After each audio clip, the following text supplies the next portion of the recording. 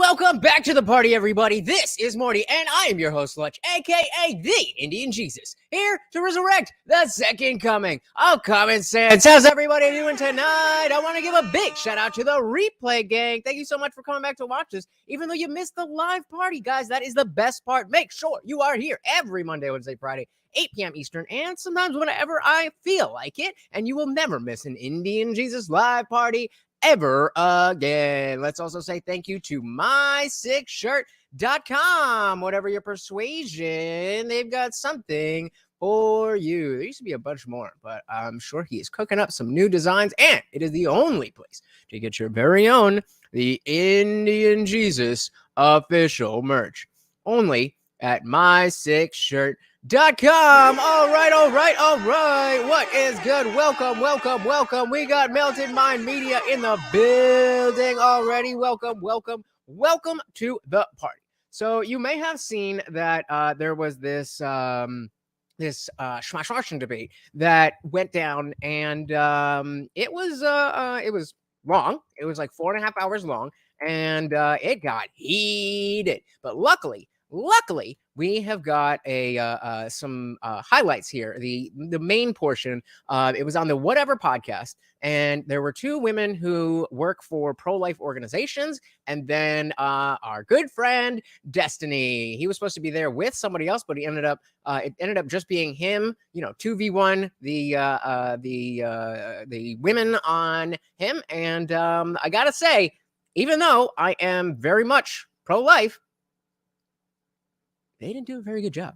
So let's check it out. As always, if you cannot hear the video, please do let me know. I am joined today by Destiny, famous internet personality, live streamer, and political commentator who will be arguing the pro-choice side. And we have Kristen Hawkins. She's the president of Students for Life of America, a nonprofit pro-life organization. And Lila Rose. She's the founder and president of the pro-life organization Live Action.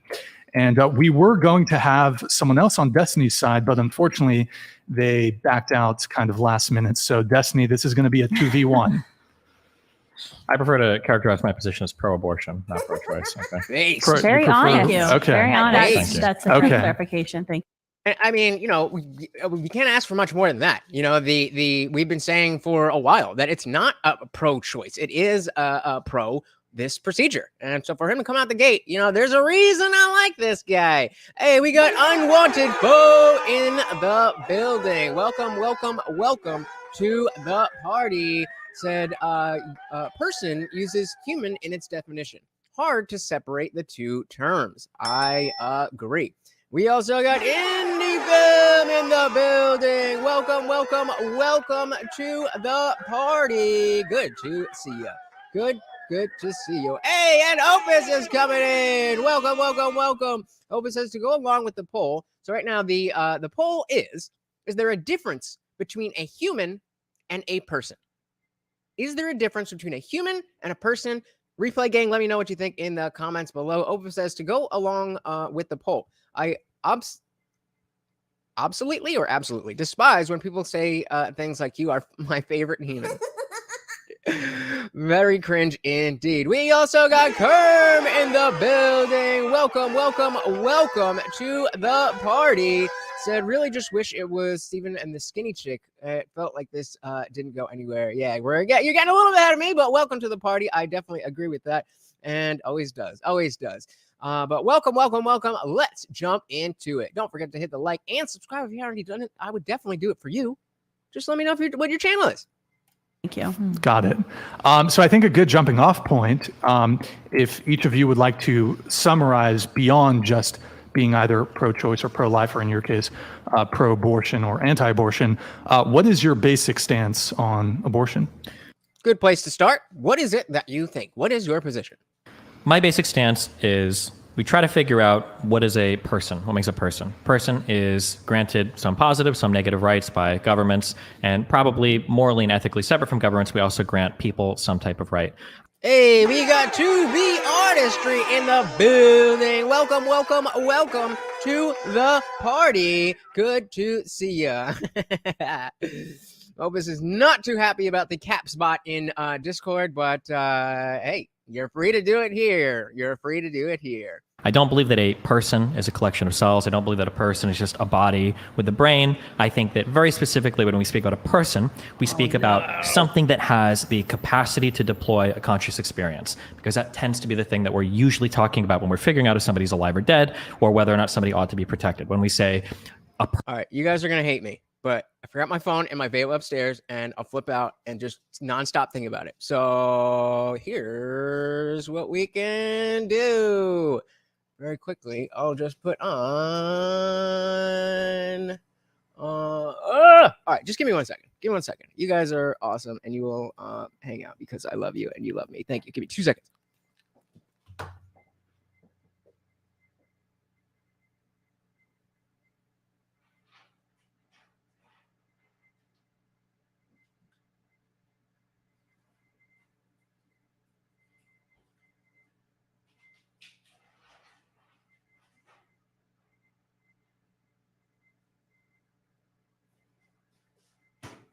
So many people are going to click off during this. So many people. I apologize. Let's do it.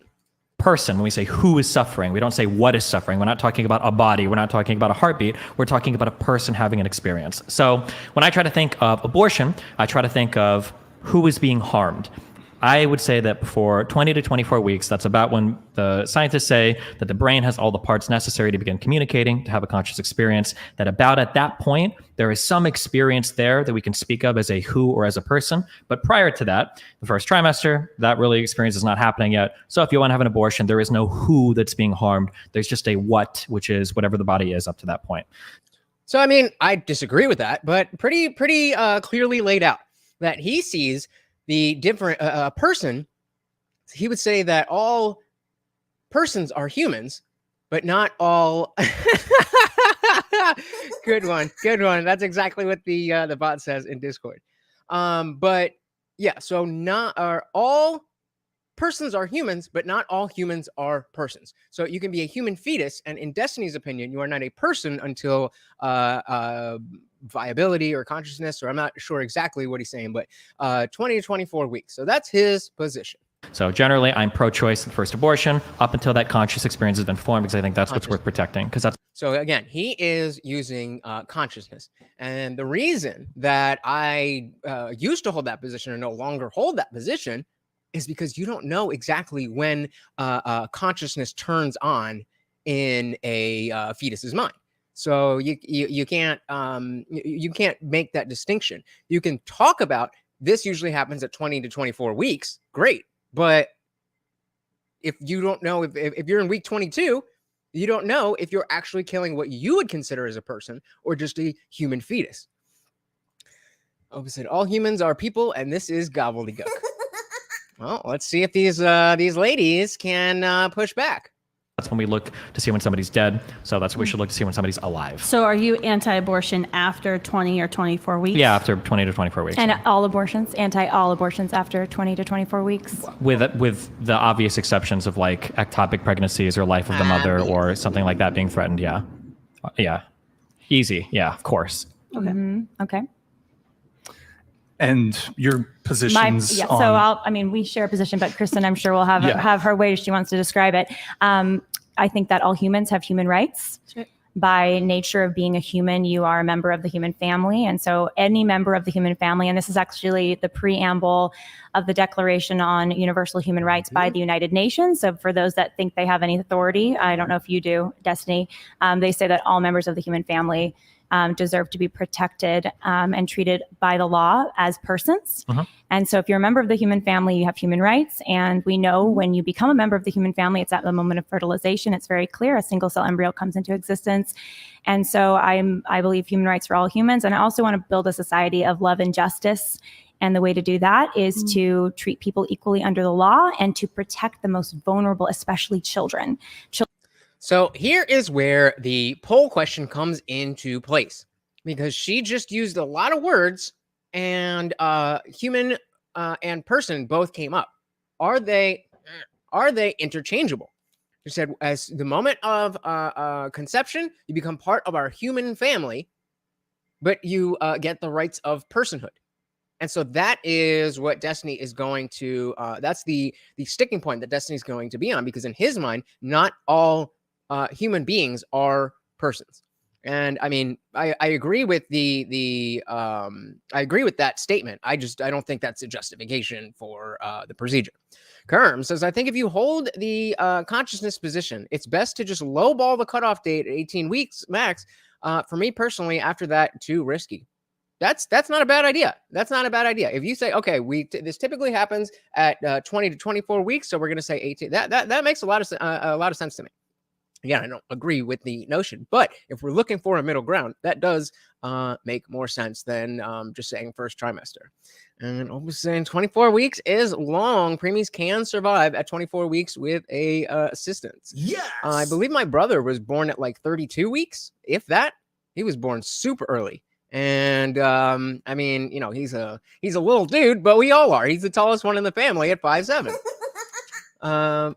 Opus says, I despise Smashwashing as birth control, but in the interest of living and let live, I would be willing to stomach 9 weeks. That's 2 missed periods and a little more.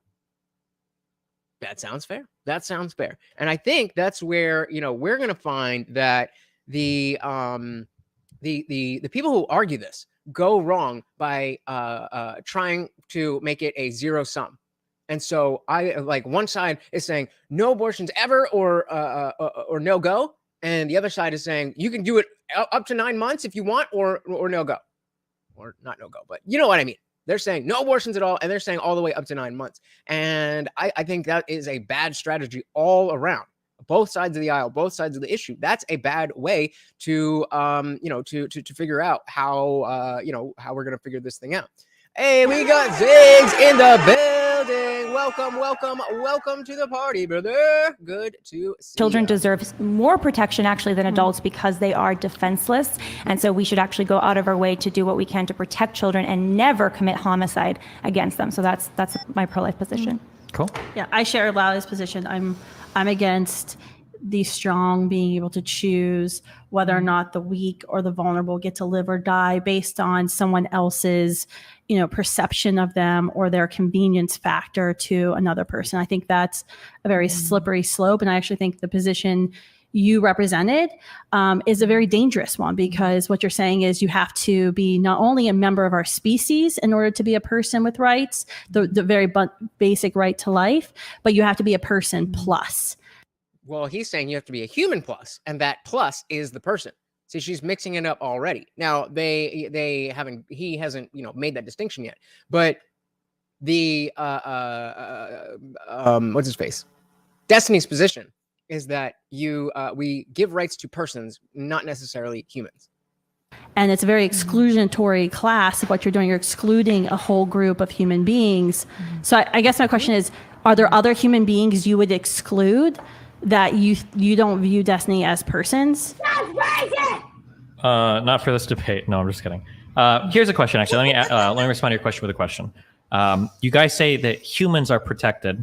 Do you agree with that humans ought to be protected, or humans are given? More specifically, humans have human rights. So protection can mean different things. But humans have human rights. The fundamental human right is the right to not be killed. Okay. It's the right to be protected against the right to life. And so that's why I don't have the right to commit homicide against you, Destiny, or against you, Kristen, or against you, Brian, and certainly not against a preborn developing child. Okay. And but I have a question for you too, but I know we all have questions for each other, but I'll let you. Sure, because I'm going to keep going on this. Yeah. I don't believe that you believe in that statement. That humans have a right to life. So my next question would be, I show you a human who's been dead for 10 days. The corpse is still a human. We agree, right? I think to clarify, a right to life meaning a right to not be killed, not a right not to be killed. It's fundamentally different. But when we get into the philosophical aspects of this, when you get past beyond clump of cells or right to the basic arguments, then the question of what is a human versus what is a person really comes into it. And a dead person is a human, but do they get the same rights as a living person? And they don't. So he's got something going there. Again, I'm not saying I agree with anything. I'm just trying to parse out what all of this is. Opus said, I wonder what the overlap is for people who want unrestricted schmashmartion and also rights for animals. I bet it's not insignificant. I bet you're right. I bet you're right. Zig says, in business, the business can be considered a separate person, but not a human. So it's interesting. So we have where you can be a person and not, so I guess not all persons are humans and not all humans are persons. Because that's exactly right. In business, you can get personhood for like an entity in an LLC or something. I don't know exactly what it is. I'm not saying an LLC is a person, but there's certain distinctions that give the rights of a person in that context. But certainly, a business is not human. And again, a dead person. Melody's saying a corpse is a corpse, but a corpse of what? It's a human corpse. Is it a person? I would say that it is a person. I'm not really sure how that would affect its rights, but I'm going to think about that. Keep that in mind. What are the rights of a dead person versus a not yet born fetus versus an alive person? Like, yeah, it's dead, but you can't. There's laws against desecrating bodies. There's laws against digging up the dead. They still there's rights that still exist. So I mean, it's not a stupid point that he brings up. It's not a stupid point at all.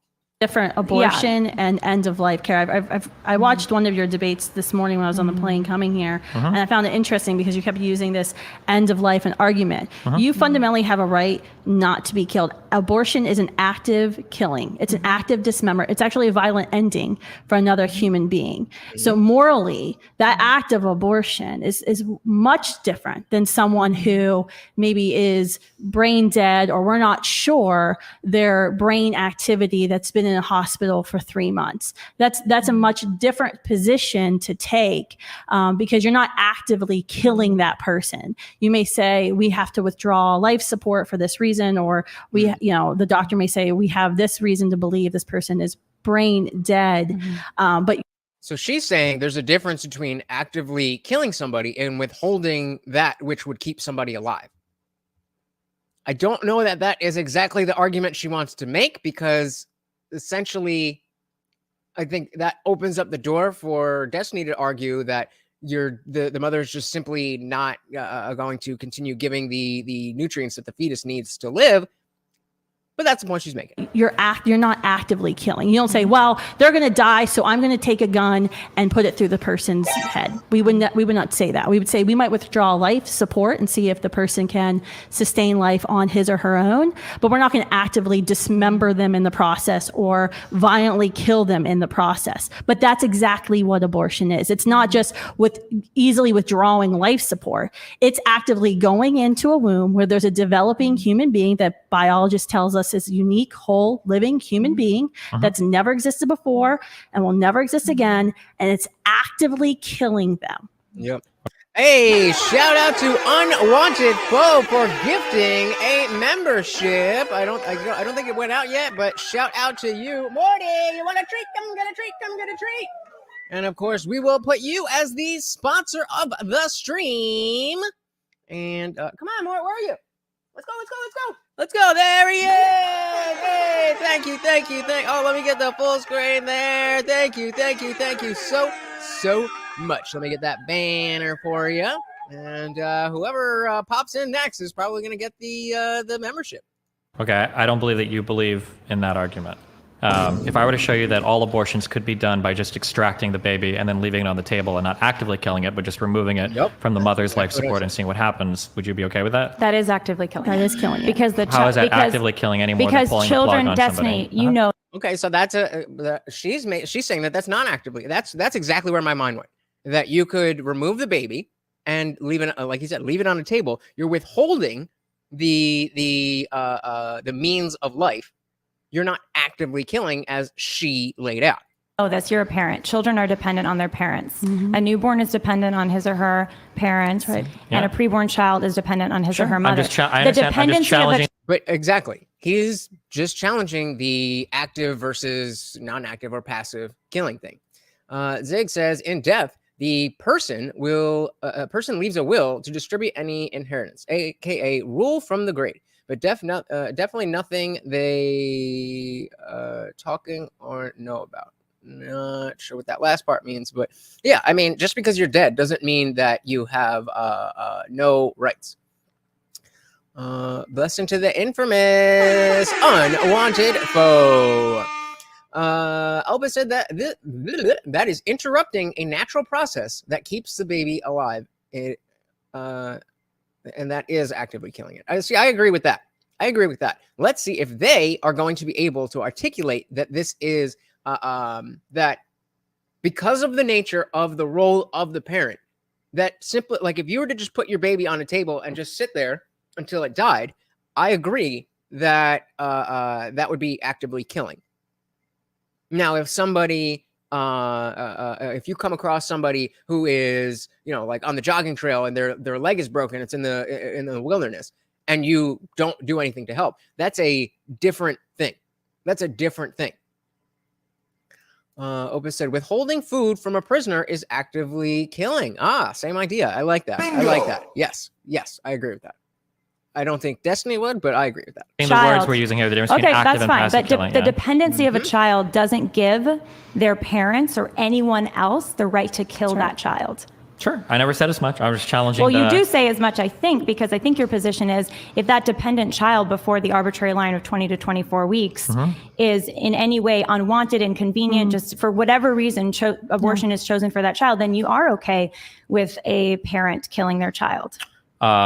Depends on what video games the child plays. No, the only thing I'm trying to figure out right now is But are you okay with that? Because I think that was what you said earlier. I don't know what. So right now I'm just trying to figure out what your position is. So we're trying to figure out your position too. So I already get my position with crystal clear. But actually, wasn't unclear. He did give a crystal clear position. I believe this 20 to 24 weeks because of consciousness. That's what he said. Clear as day. Clear. That was actually clear, Destiny, because when okay, wait, hold on, wait, hold on. Just because I got cut off like 7 times and I haven't responded. So just to be very clear, to give you an idea of like what I'm trying to establish right now, when I have conversations with people that are pro-life, there's a lot of dancing between words that I think deserve distinct definitions. Before we get into that, we got David Banner in the building. Welcome to the party. David says, I'm okay with late-term abortions. We have all met people who should be like the 28th trimester deletions. I mean, what? So there's people that we don't like, therefore it's okay. I mean, I get what you're saying, but come on, that's not a real argument, right? Right? Welcome to the party, brother. Zeke says, so is a woman and a female different? First it was the same, but not anymore, it seems. Well, you hit the nail on the head, because unfortunately, no, they are not the same things anymore. Opus said animals can be female. Woman and female is not the same thing. Bingo! All women are female, though. Actually, not all trans women. Human, I think, is distinctly different from person. I think it's distinctly different from life. I think it's distinctly different from child. But all of these things, when we're talking pro-life, tend to just get thrown together. Like, oh, that's a good point. So let's hear that again. To be very clear, to give you an idea of like what I'm trying to establish right now, when I have conversations with people that are pro-life, there's a lot of dancing between words that I think deserve distinct definitions. Human, I think, is distinctly we have human different from person. Person. I think it's distinctly different from life. I think it's distinctly different from child. But all of these and child. So we have human, person, life, and child. That he is saying that they're all conflating and using them, and they're not all the same thing. Things, when we're talking pro-life, tend to just get thrown together. Like, oh, well, we should defend all human people and children are worthy of life. And a lot of these statements are almost begging the question. Obviously, anything that you would consider a child deserves rights to life, right? But that's what's pro-lifers believe. Yeah. Well, so like he said at the beginning, like the moderator said at the beginning, there was supposed to be somebody else on that side. That doll is like just a mascot of the whatever podcast, I understand. So human beings are persons. Yeah. What you're arguing is that some human beings don't deserve personhood rights. But what I'm trying to do throughout history, Destiny has always proved to be a very dangerous position that you're taking. That's very true. That's very, very, very true. When in history has a human being who is legitimately a human being been denied rights of personhood? Slavery, World War II, when we had the Japanese internments, when the Italians came here, when the Irish came here. It's always been, and I'm not saying that is in and of itself a justification to be pro-life, because like, oh, this didn't necessarily work in the past.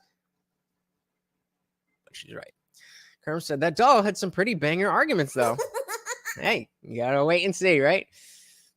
Yeah, I understand the analogies of slavery we're trying to draw here, but what I'm just trying to figure out is because... But can you respond to that? Because I think let's just take it one step at a time, because I think fundamentally there's a difference between saying a fetus hasn't developed the cognitive parts yet to recognize it as living versus saying black people and white people are different types of things. Let's address consciousness for a minute, because my understanding is you're saying... Okay, if you want, hold on real quick. If you want, we can lead to my position if you want. I still have no idea what you guys believe, but we can lead for mine if you want. Well, I'll just say it again. I mean, we're just going to say it louder and more confusing and at the same time. And maybe that we can say it slower for you. What I heard you say. That is not me. Holy crap. I don't know what is going on there. Is that like children should have rights and shouldn't be killed, which I think we all... Hold on. What is going on? Are you guys hearing that weird, or is that my headphones? Human life has the right to... Where are we? 9:56? Oh, don't do this to me. Versus saying black people and white people. Oh, come on. Are you guys hearing it like that? Or is that just me? What is this? Hey, this feels so destructive. Oh, that's the whole computer. Jesus Christ. All right. Well, we're going to do an Ask Me Anything. Ask me anything. Well, I hate this. I hate StreamYard. I don't know how they do it. But whenever you use StreamYard, it just messes up your computer. So I'm going to have to go. No, you're not hearing any issues? Let me play it again. You're not hearing any issues? But he is ill. He is not okay. He is not capable of being compelling to an audience. Even with, which should be a slam dunk. This let me try this. Hold on. Because he can't. I can't listen to that either. All right. So ask me anything.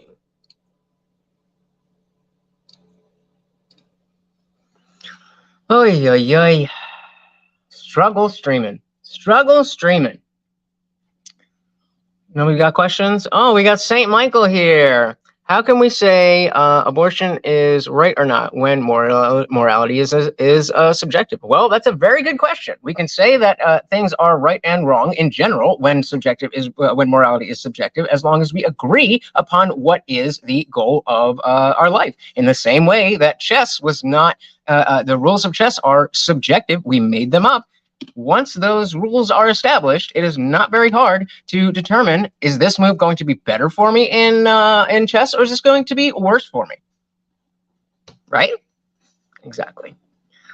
My favorite color, I'm partial to green. I like green. When are you going to upgrade your brothel in Mafiaverse? As I've got it running. I'm updating like a mofo over here. But that's only because we don't have enough people to do the larger heists for the higher ranks. Well, I'm not done. No, morality absolutely is subjective. Again, just like the rules of chess. The rules of chess are subjective. We made them up. That does not mean that once we establish those rules, that they cannot be changed. All right, let's see. All right.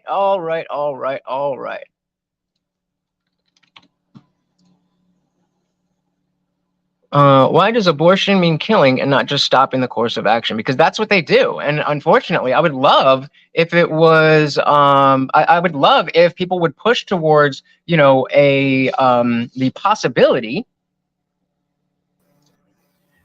I would love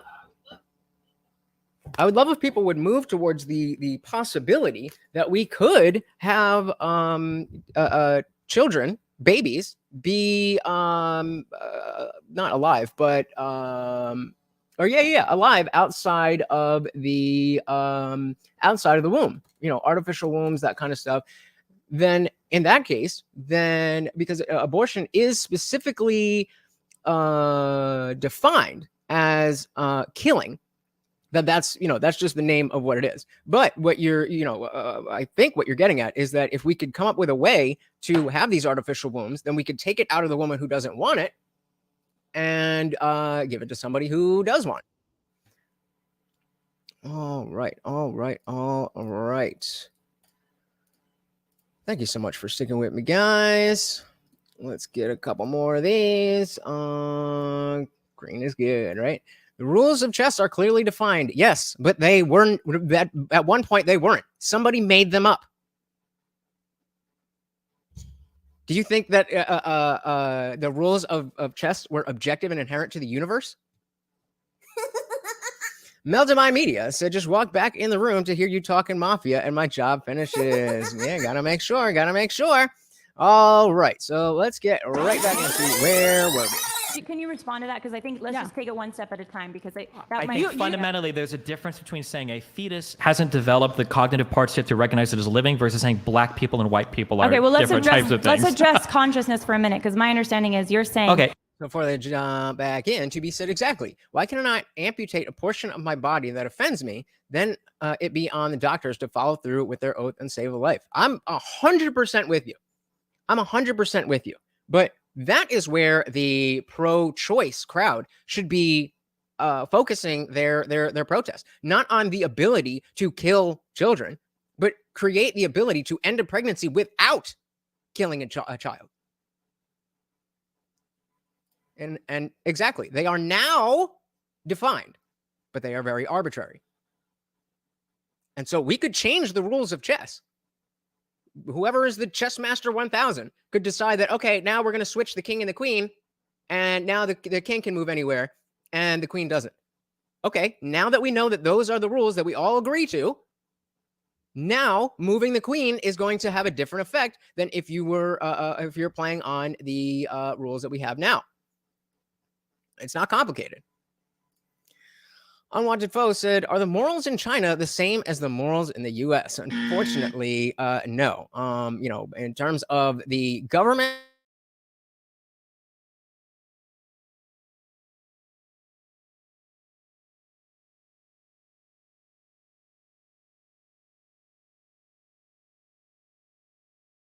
but definitely not the same.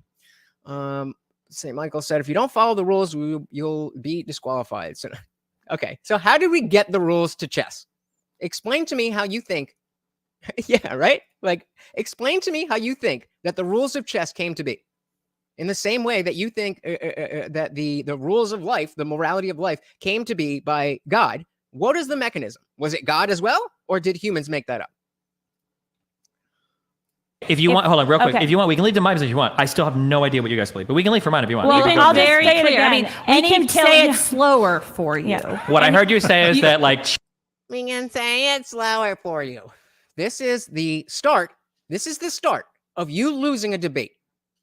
This is the start of you losing a debate. When you have to call names, when you have to be snarky, when you have to argue in bad faith, that is when you have begun to lose. children should have rights and shouldn't be killed, which I think we all agree. Any human life has the right to not be killed. Yeah. But then you also try to draw, when you said not be killed, you try to draw a distinction between like active and passively killing. No, you cannot. She did. Because she said there was a difference between pulling the plug on grandpa versus actively killing. The intentional destruction of an innocent human life is but I was saying that like unplugging grandpa would be kind of like unplugging a baby. You're disconnecting both from a life support thing. No, because a baby belongs, a preborn baby belongs before development. He or she's right born belongs in his or her mother's womb. Sure, I understand. But you're right. She, throughout this whole thing, she will not only interrupt Destiny, not only interrupt the host, but she'll interrupt the girl who's sitting right next to her. Chill. That means there's probably ways. It's a natural habitat. Sure, this is fundamentally different thing. There's probably ways to passively kill children that we would agree is also wrong. Just because you're actively versus passively doing something, well, that's not going to be. I think intention. That's a good point. That's a great. I don't think she needs a Snickers at all. I think she's had maybe one too many. But this is another debate thing that you want to pay attention to. That facts. Don't bring up a point unless it's going to serve your final conclusion. So they're separating this active versus passive killing, but then Destiny just makes the point that, okay, but there's passive ways to kill children that we wouldn't be in favor of either. So whether it's passive or active, it doesn't really do anything to this argument. And so that completely derailed. So far, that's all we've been talking about is active versus passive. And then it comes down to, oh, well, that doesn't actually matter anyway. It matters too. Yeah. Sure, it absolutely can be. Yeah, I agree. But that's important to qualify. We can't just say like passively killing somebody is fundamentally different from actively killing somebody. Therefore, one is ascribed like moral weight and the other isn't. Because if you starve a child to death, that's passive, but that's also bad, I think right? there's a few other things you have to get into and what you mean by passive or active. Sure. Real quick, St. Michael, do you don't think that a chicken existed before it was in an egg, right? You know that can't possibly be. You understand evolution, and obviously the egg from a different species would then over time turn into the chicken, so it would have to be the egg. I agree. That's what I'm trying to get into. But you can ask me questions if you want. I'll just pause. Exactly. Welcome to the party.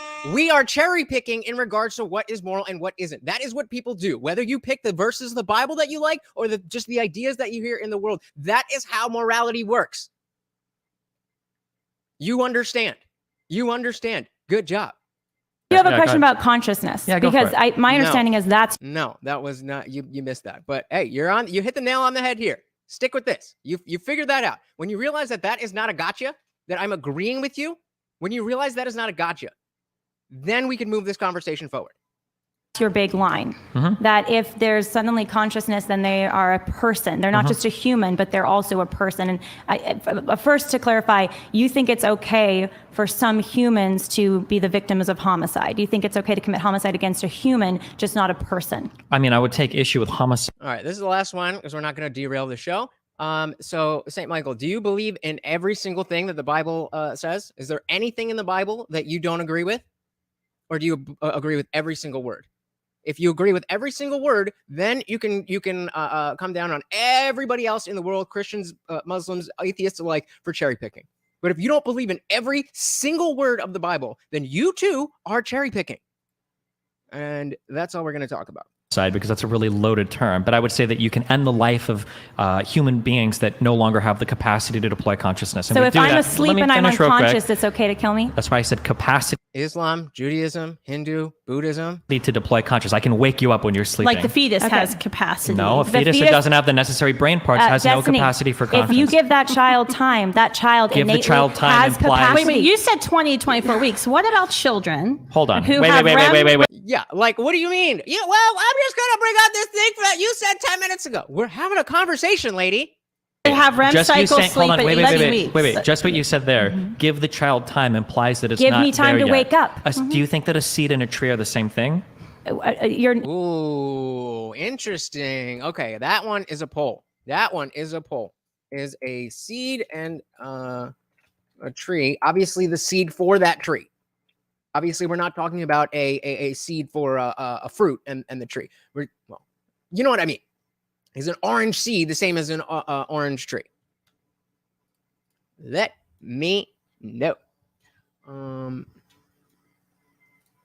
He was the one that brought up Christianity.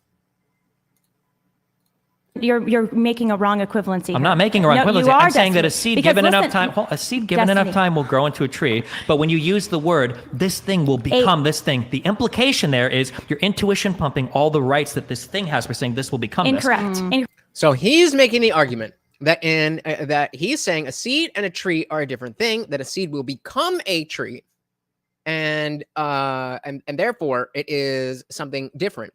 And you would not treat the tree the same way you would treat the seed. I would say, and it seems like we're a little bit split. Give me one more vote. We are super split. 50-50. Is a tree and a seed the same thing? I don't know. It's tough because, again, if you're going to say a seed can become a tree, become means change into something that you're not. But also, this could be semantic in the sense that a teenager will become an adult and they're the same being. I don't know. Where are we? Unwanted Foe said different stages of the same species of tree. Kerm said, quote, give that child time. Okay, so they admit they don't have it. Nice. Okay, so that's pretty much where. So it sounds like you are you pro-choice or pro-abortion, Kerm? Because it sounds like you are sticking with the fact that the seed and the tree are different and therefore they're not the same thing. Whereas I'm thinking it's this like what kind of seed and what kind of tree. If it's an orange seed and an orange tree, then it is the same thing. That's my position. If you destroyed all the seeds, there would be no more trees. Wow, big brain take there. Zig said a seed is a seed, not a tree. Okay. Unwanted Foe. So, however, seeds aren't alive until planted and start growing. The comparison is apples to oranges unless the seed is planted. Okay, fair enough. I was kind of assuming that part of it. But that yeah. So what if we say a planted fertilized seed and a tree? Just give me a quick Y or N. Is a planted seed the same thing as the tree it will become? And then that's another one. Is a caterpillar a butterfly? I think that is an unfair comparison because of the specific biological process that is not something that humans do. I don't think the cocoon type thing is enough of an analogy to a womb, but strong point.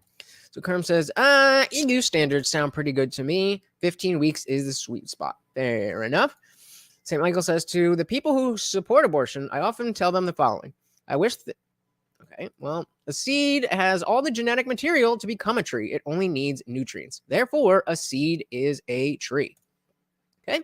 Kerm said I would go with Stephen's standard, but I want zero room for error with the whole consciousness thing. Yeah, that's where it gets scary, because if we could tell when consciousness began, the moment that the light came on, then I personally think that I personally think that I could be convinced to accept abortions before that consciousness. But we would have to be able to test for sure, is this conscious or is this not conscious?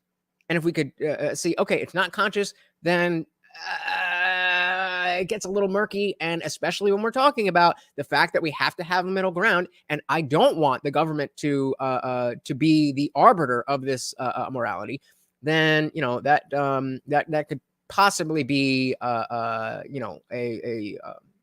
something that would convince me. If we could to develop an exact scientific reading on when consciousness turns on. So why do they have world?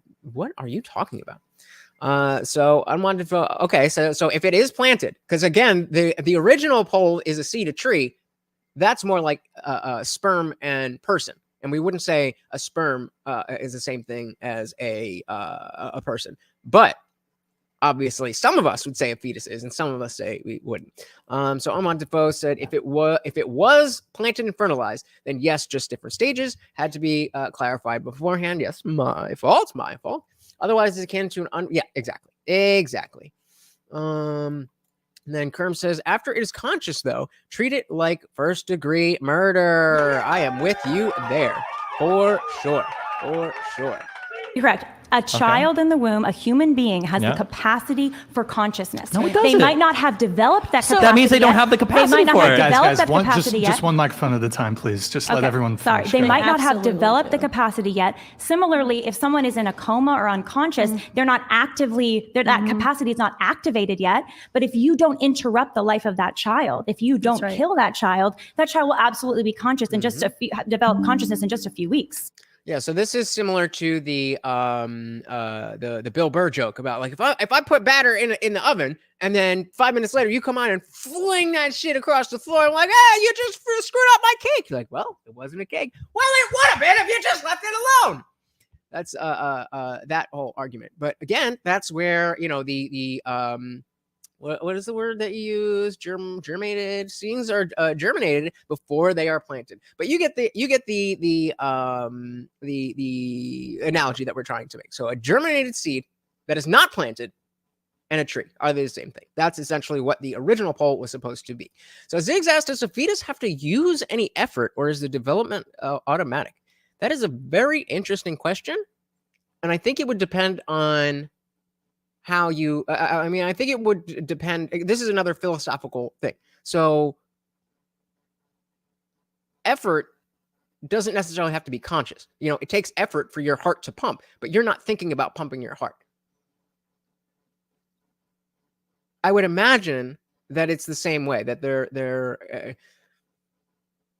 yeah, it can't be like automatic in the sense that as long as it gets the nutrients, then it's all good, because there is the process in and of itself. In the same way our heart beats, that if we would count that as effort on us, then certainly once the fetus has a heart, then it is using effort.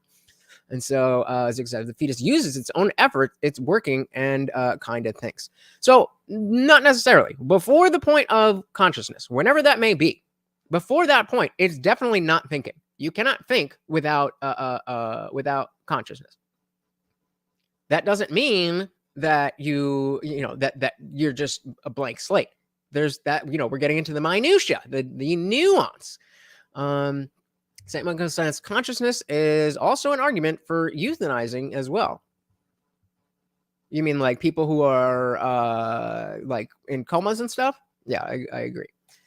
Opus said, if effort is the act of doing work, then a fetus is exerting effort as soon as it heart beats, if not before. Yeah, that's what I'm thinking. Interesting question, though. Interesting question. All right. And that's the difference between the question you were asking me earlier when you tried to trip me up about the I'm not trying to trip you. Guys are the ones trying to trip me up. No. Defensive. The first person to bring up the fact that you're doing something is typically, not always, typically the one who is guilty. Typically. I'm trying to clarify. You have a very murky position, because you said between 20 to 24 weeks. That's not murky at all. It's not about the number. It's about the consciousness. Stop making me defend the pro-life position, lady. I mean, the pro-choice position. I believe a child has rights. Which one is it if you're the one making the laws? Sure, and who gives you the right to make those crystal laws? clear position. My position is the thing we ought to defend is the conscious experience, because that's the thing we look to. When does that conscious experience begin? About 20 to 24 weeks. Well, that's a big time period, because there's been children who've been born at 21 weeks and 5 days. So were those children, when they were born prematurely? So I had an intern a few years ago who was one of the youngest children ever to survive. Okay.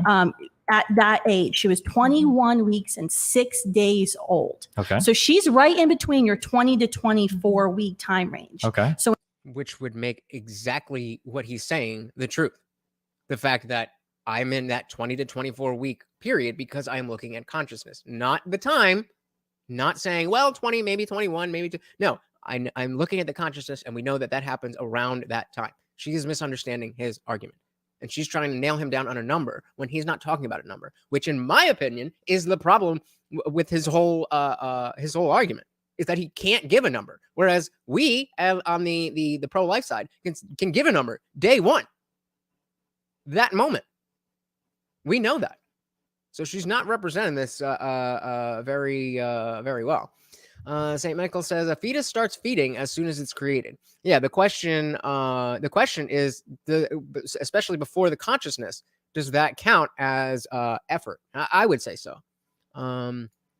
Opus said, history shows us that typically the people interested in defining who is and who isn't a person are monsters.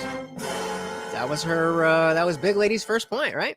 Hey, we got Donovan Rom in the building. Welcome to the party. Said, when can a fetus hear music or hear and react to their mother's voice? That is a good question. Let's see if we can Google it. When can a fetus hear your voice? Around 18 weeks of your pregnancy, your unborn baby will start to be able to hear sounds in your body like a heartbeat. At 27 to 29 weeks, which is 6 to 7 months, they can hear some sounds outside your body too, like your voice. Okay, so 18 weeks, they have the ability to hear sounds in your body. And then 27 to 29 weeks, they can hear outside the body. Good question. Welcome to the party, Donovan. Welcome. True, but in the yeah, well, she's talking about her intern. But when we are talking about murder and life and death, then it is something to at least consider. Anecdotes are like, if we were to say that let's say people didn't know that you would just go to a dream world with me here, and imagine people didn't know that gravity would kill you if you jumped off a building. And then somebody said, if you jump off the 6th floor of a building, you could die. I know a guy who did. That would be, in my opinion, enough reason to say, okay, we shouldn't be jumping off buildings. Now, again, we have to separate the morality from the legality. I certainly wouldn't say it should be illegal to jump off a building. You want to do whatever. But point being, in this argument specifically, I think anecdotes are a little bit stronger than if we're talking about like economics or stuff like that. Obi said a fetus can sense vibration much before that. Yep. Well, yeah, that's true. All right.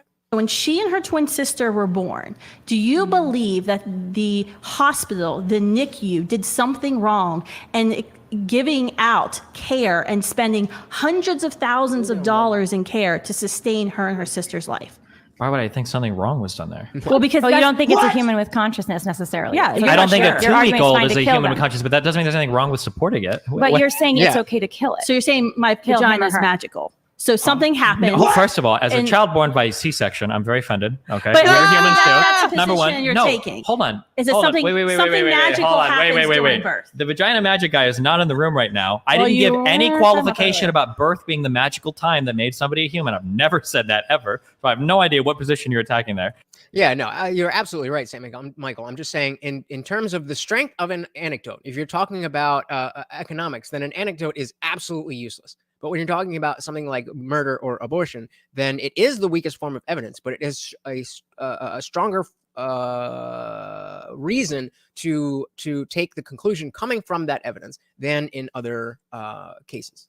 To back up very I'm attacking clearly, your position that's not clear because My you said position is- 20 to let me 20. Again, I can tell you his position: consciousness, which typically appears at 20 to 24 weeks.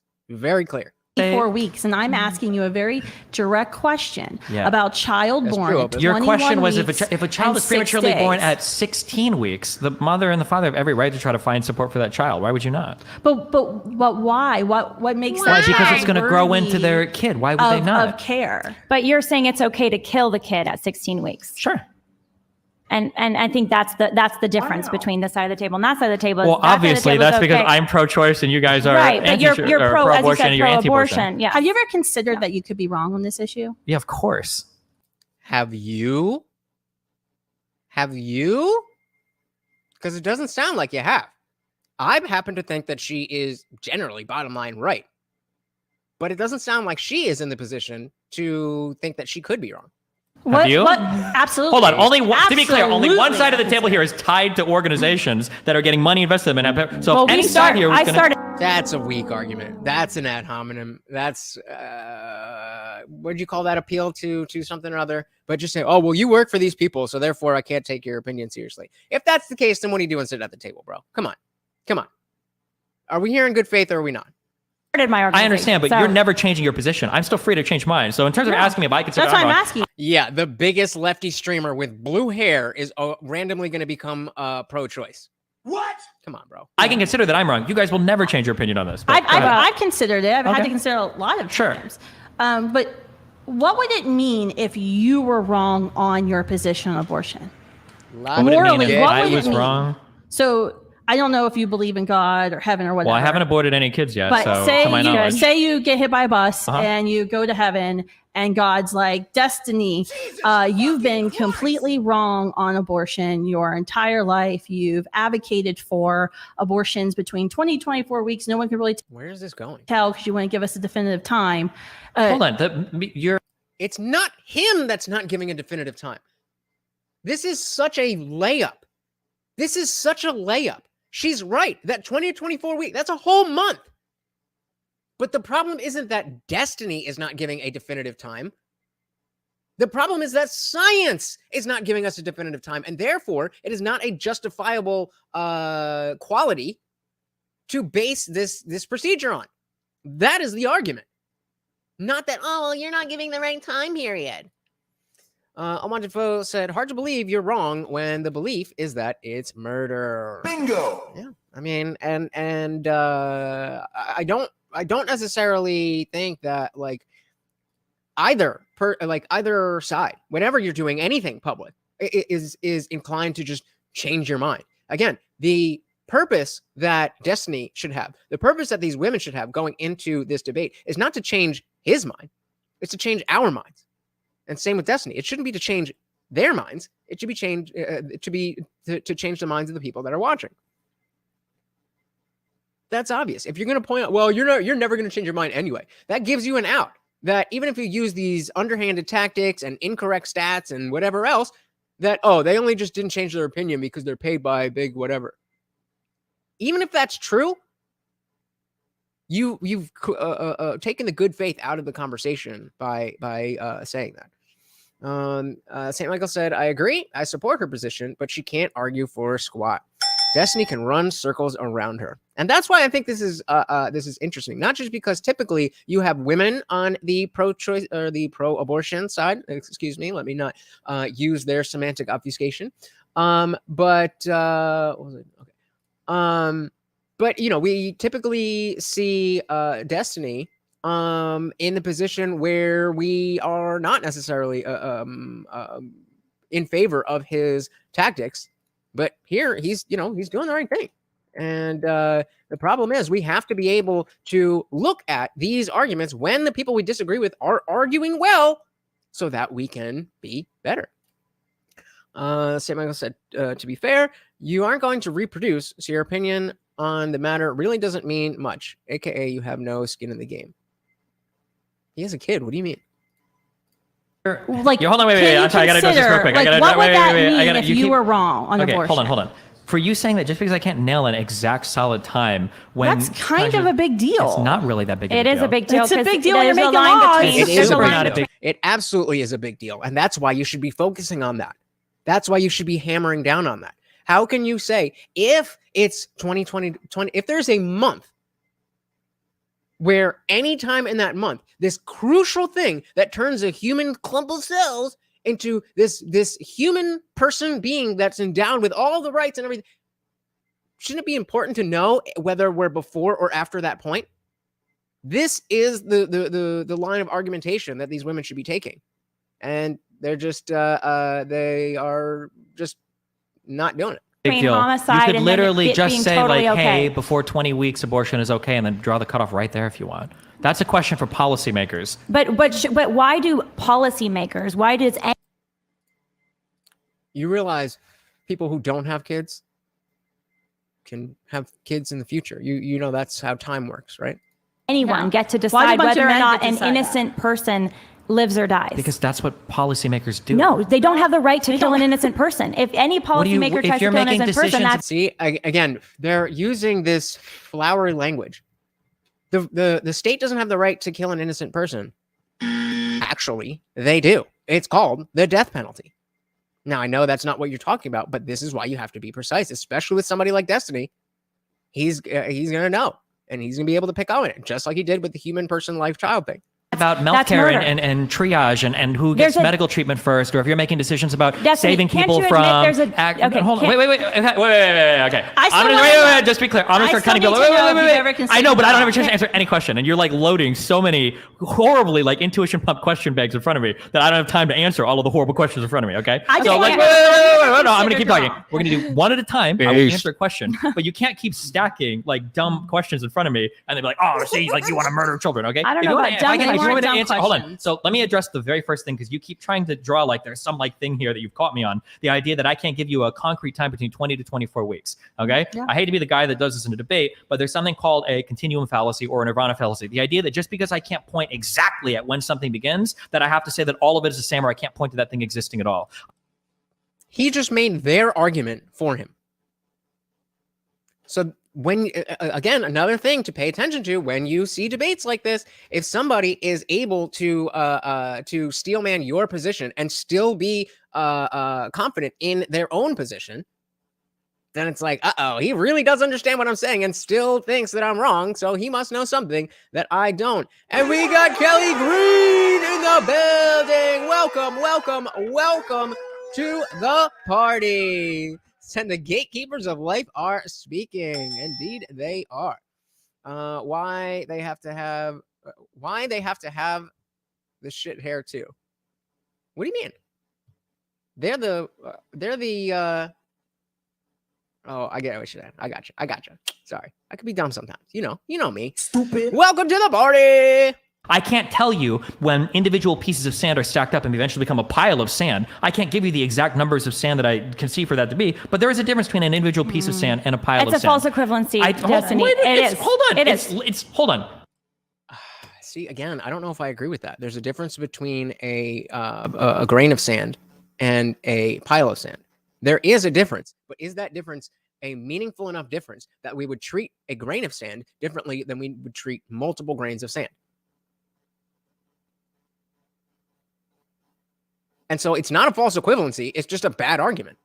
I think I missed this one. Opus said, I believe that if tomorrow science gave us a concrete answer on when consciousness starts, many pro-choice people, if not even a majority, would be for abortion beyond that point. Yup. And that's a really, really sad thing, because they could get that abortion up until they can get a lot of pro-lifers. Not all of them, but at least enough to say, okay, as long as we know exactly when consciousness starts, as long as there's no consciousness, then you can have the procedure. I think they could win that. But Opus is right. They're just going to push way beyond that and drag it out for another 30 to 50 to 70 years. And like, again, they already won. And they were still fighting. And now 14 states have banned it completely. I mean, come on. Exactly. Like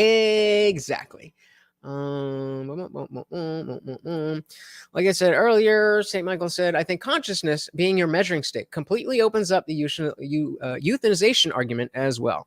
That could sure be a slippery slope. Agreed. Actually, let me get this right. Yeah.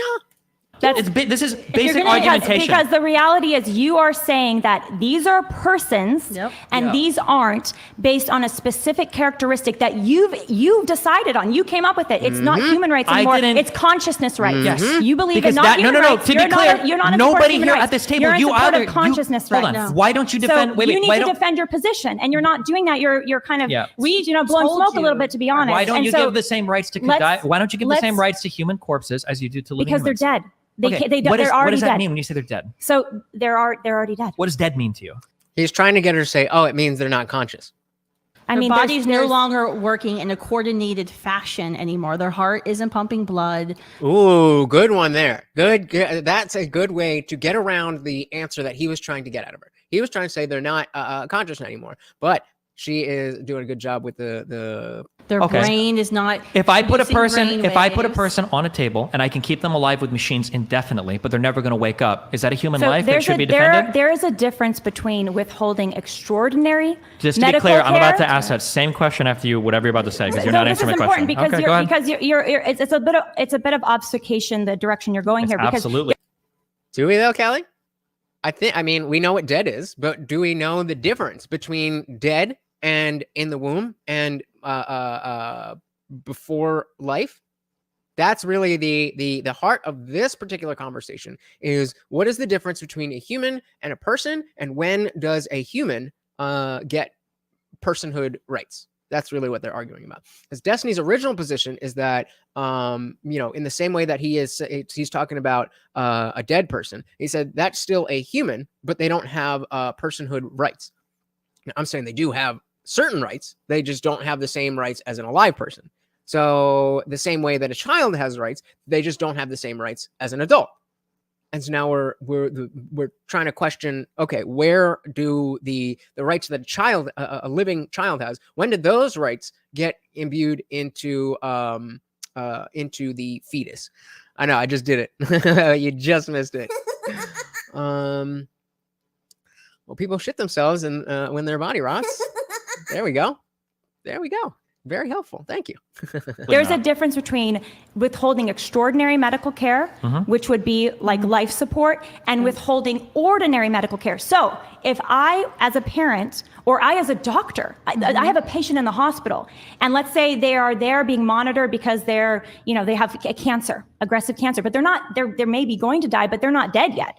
And they're not on life support. They're just being monitored.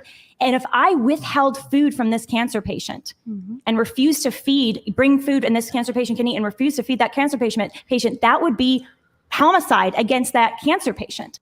So now Destiny needs to say, okay, well, are you considering that actively killing the patient or passively killing the patient? Because if it's passively killing, then, we're getting back into that. But it also, they said they also would agree on positions of passive killing that we wouldn't be in favor of anyway. So again, they're kind of going down the same road here. Oh, you missed it. Well, I'll just give you the punchline again. Well, it would have been if you didn't fling it across, or excuse me, take two. Well, it would have been if you just left it. There you go. Just for you, pal. Ovis said the pro-lifers let Destiny destroy them. Their answer for all of these, what is the difference between a person in a coma and a fetus? And similar, should have been, I don't care. I'm against abortion. That's a good, that's a good stance, but I think, obviously that wouldn't be a very entertaining show. And it wouldn't be that simple. It wouldn't be that simple because, as we're about to see, he got them to admit to a number of things that I did not expect them to admit to. I don't have the right to. You agree with that, right? Yeah. Well, that's a good question. Do you agree that would be homicide? Would it be wrong to deprive I'll say food it's wrong, to a cancer for sure. patient? Who's going to die? Well, legally, it would be murder to not feed a patient. I'm not going to make a legal hospital. argument, but yeah, I would agree that would be wrong. Okay. Yes, of course. So that's the difference between extraordinary medical measures and ordinary measures. Okay. And for a child in the womb, they deserve the ordinary measure of being able to stay in their natural habitat, their mother's womb, until they're old enough to survive outside the womb. Similarly, a newborn who you're feeding formula or you're breastfeeding has a right to that food from their mother or caretaker until they're old enough to, and even when they're old enough to physically feed themselves, they still have a right to be given a plate full of food at the dinner table. You can actually go to jail for child neglect by failing to feed your child. So, building these analogies that actually don't work with what we're actually talking about by saying, well, removing life support is like abortion. They're not the same because children have a right to care and children have a right to food and children have a right to nourishment. I still think just like a right. Beautifully said. Yeah, Canada has been going the other way, and with their medical assistance in dying.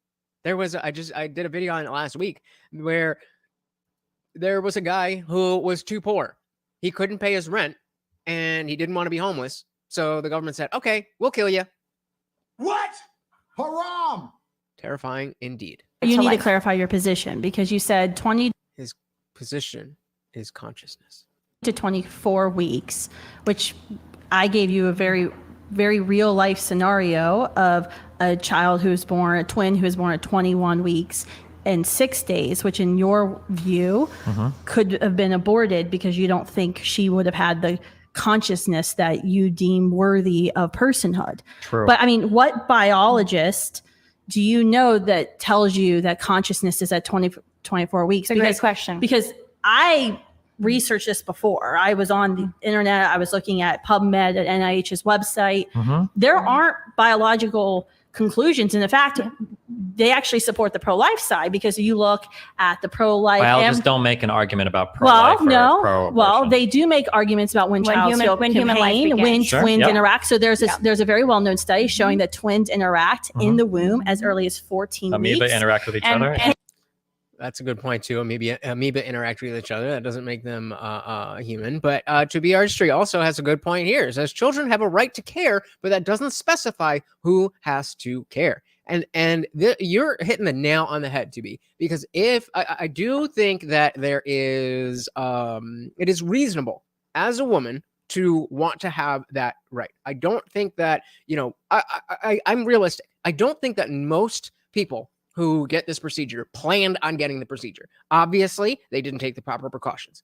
But we've all done stuff where we didn't take the proper precautions. We just didn't do that with stuff that could end in this.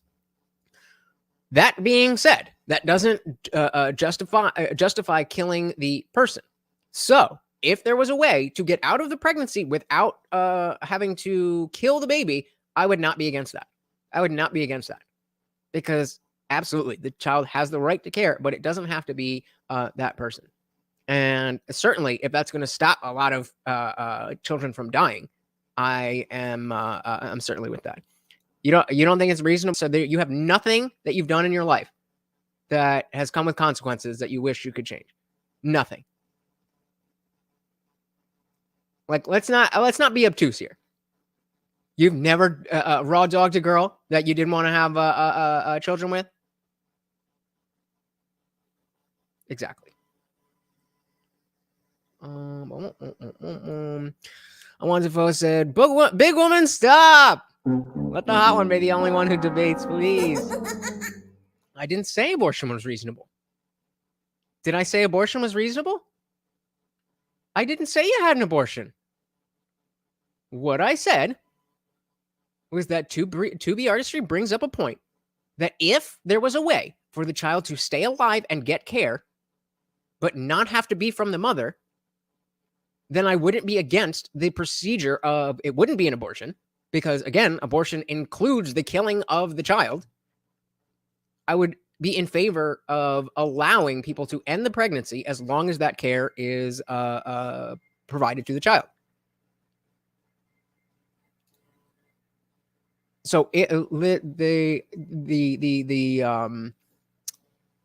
point that I'm going to you is that you've definitely, motherfucker, I know you raw dog some girls that you didn't want to raise a kid with, and if they had gotten pregnant and you were in that position, and you're like, I don't want to have this kid. Obviously, I'm not going to kill the kid. That is horrible and immoral. But if there is a way that me and I can get out of paying child support, and she can get out of having to be a mother for the next 18 years, and the child is cared for, well, that's a very different thing than abortion. It's still not something I would say people should plan for, but it's very different than an abortion. Pain, children can experience pain at 12 and a half Germs weeks. react to external So are stimuli. you saying plants those- can- Saying human germs are the beings? same as human lives? I haven't even got to. Okay, so let me make a couple things. So first, Oh my God. These ladies are so basic. They're saying that you can feel pain and that you can interact. And he brought, so if those are reasons enough, then anything that can interact and anything that feels pain, it's not okay to kill. That is how logic works. If you're saying it's not okay to do this because it feels pain, then you must say it's not okay to kill anything that feels pain. If you're saying it's not okay to kill because in the womb twins can interact, then anything that can interact with anything else should be equally immoral. That is the point that he's making with the amoeba and the germs. But you're fine with killing germs, despite the fact that they can interact with each other. Kelly Green said, I'm just saying, Plan B milkshakes are apparently fire.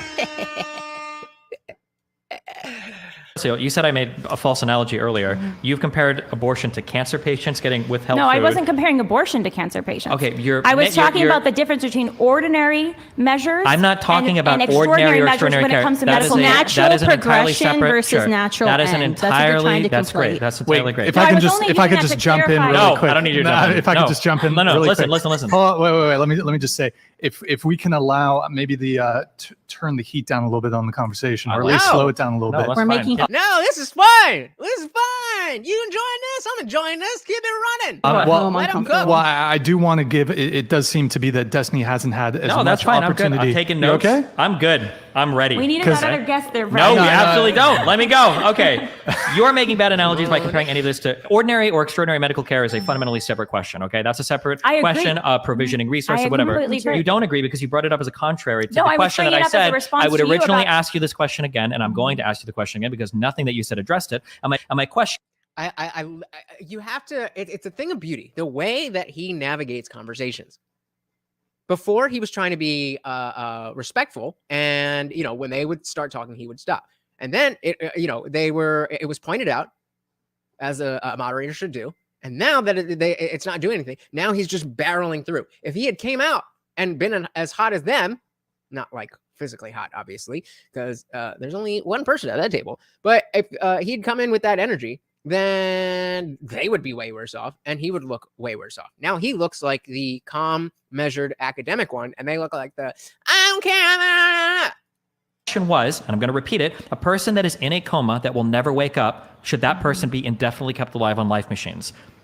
What do you guys think? Real quick in the chat, Y or N? Should that person be indefinitely kept alive on machines? It depends on what are the characteristics of them in that The coma. characteristic is Was that the that a person's medically body. induced coma? The characteristic is the person's in a coma. They're never going to wake up, but their body is still. How do you know they're not going to How do you know they're never going to wake up? The problem is Because Destiny, you're the coming up scientist has you're a magic Destiny, machine that he pushes Destiny. a button, and the machine says this person Destiny, is never going to wake You're coming up. up with a magical scenario that you are designing without providing any context.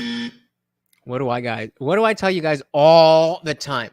One of the biggest red flags is people's inability to grapple with hypotheticals and analogies. If you cannot understand what you are talking about in a different context by using a hypothetical or an analogy, then you are not smart enough to have this conversation. Kelly Green said, I just experienced this situation with a family member. I'm very sorry to hear that. Best wishes. I'm sorry to hear that, brother.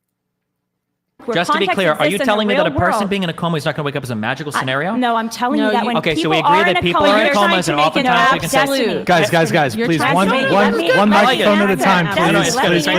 Because the refusal to engage with the Let me question answer. demonstrates the weakness of your position. No, You can keep doing this, but I'm Destiny. to be clear, I'm going to ask the same question again. I still like to You get can't my even question engage- answered. Wait, guys, you can't even please, engage with the just no hypothetical. There's a reason interrupting. why. Listening to what I'm saying. I am So listening, but okay. you're refusing to engage with hypothetical because you know that you don't have a rock solid No, definition of because what type of life you're- should be defended. The because reason why you we want to did engage it. with the question is you- Hold on. You're making a lot of assumptions. Order in the podcast studio. I am noticing perhaps I don't know which side is doing it most, but let's try to avoid interrupting. Let's allow people to speak, finish their thought, and then if we can. So Is it just me, or is that guy such a weenie? I've never really watched an entire episode of whatever. I've just watched the clips that are on like YouTube or TikTok or whatever. But he always seems like, oh wait, can we wait? Is that just me?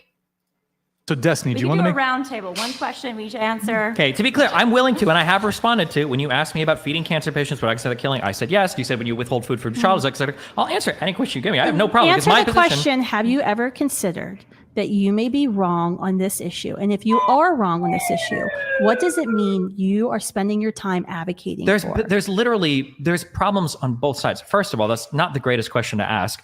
I kind of feel like I don't know if it's. I mean, maybe you're right, and maybe I'm just being a dick. But it just seems like it's not the patience; it's the lack of cojones to be like, guys, shut the fuck up. I'm the moderator. Destiny, you go, bitch. Shut the fuck up. Obviously, not in those exact terms, but you know what I mean. I don't know which one it is. I don't know. But again, I haven't watched a full episode, so take my opinion with a grain of salt. You're getting into very weird, like Pascal's way. I'm going to finish answering the question, okay? So just answer the question. Oh my God! Answer the question, okay? After you insulted me. What do you mean? How have I insulted you? Insulted me. Wait, how did I insult you? My question. You said it's not the greatest question to ask. I said it's not a good question to ask. Are you kidding me? You insulted me because my questions are bad. What? Because theoretically, you run into a bunch of weird areas saying, well, what Maybe if you I'm don't wrong on wanna this particular answer the thing? question. What Have if you you're thought wrong about by that? saying that black people and white people do deserve the same rights? well, Like, what if let's let Destiny answer the question. Yeah, so Go I mean, ahead. there's like, so I'm not going to always think of like, well, what if I'm wrong? I mean, I do consider both ends of things, but the consequences for being wrong. Either way, that's an emotional argument. If he is wrong, what would happen is irrelevant to whether or not he is wrong. On both ends are pretty disastrous. Yep. On one end, you're advocating for, I guess, arguably the genocide of like of little babies, and on the which is exactly what pro-abortion people are doing. But the other end, sure. And on the other end, you're advocating forcing women to give birth to children that they might not want, especially in cases of, say, sexual assault, or in cases where they feel like they can't support for the child. What do you think? I take issue with the word force, because sex is a choice, unless of course it is not. But again, like we on a human level, we have all done things that we wish we could undo, and sometimes that's not an option. Sometimes that shouldn't be an option, but that doesn't change the fact of a human condition that psychologically it is reasonable to want to quote unquote fix mistakes. Like if you murder an adult alive person, you could want the same thing for that to have not happened. It's reasonable to wish you didn't murder the person. That's all I'm saying. When I was bringing up the other thing about reasonable, to B's question, is that in terms of the person in that position and what they're thinking, is that a reasonable thing for them to think? What do you think would be worse? Genocide? We had 60-some million abortions in America since Roe versus Wade. 60 million. More than 1,000 children are killed every day at Planned Parenthood. You keep saying children, like you're morally loading your children. Young humans. Okay. When you saw the ultrasound of your son in the womb, did you say, "Wow, look at that fetus sucking its thumb," or did you say, "Wow, look at my boy, he smiled at me"? Another emotional, anecdotal argument. Yeah, I also get warm feelings when I look at my car. Like, this isn't proving an argument by saying cars like, are the same as humans? I'm not saying cars. I'm saying that judging the validity or the veracity of your argument by the emotional response somebody has to an ultrasound. I also felt a certain type of way when my ex-girlfriend showed me that she was pregnant. But that doesn't mean that the urine on the strip is anything special either, right? Good. I mean, hey, that's well done. Your emotions can match. Just the to be reality, clear, I still haven't got an answer to my coma question, which is like fundamentally like an important. My question. The reality. What was your question? So, do you consider you're wrong? And you said I have considered I'm wrong, but the problem is on one end it would be genocide. Just let her finish. On one end it would be genocide, and on the other extreme, if I were wrong, I would have forced women to carry unwanted children, or in your word, fetuses or things. Correct. What do you think would be worse? Well, in order to answer genocide that, of hundreds of millions. He's right. This is a bad question. It doesn't matter which would be worse. It matters which is correct. Of innocent children babies, worldwide. Do you think that would be a little worse? It would be worse, but that doesn't mean that it is worse. I am of the opinion that she is correct in her assessment, but this is a bad argumentation. Inconveniencing a woman for 9 months, if I were wrong? In order to accurately answer the question, you have to assess the risk of being wrong on both ends.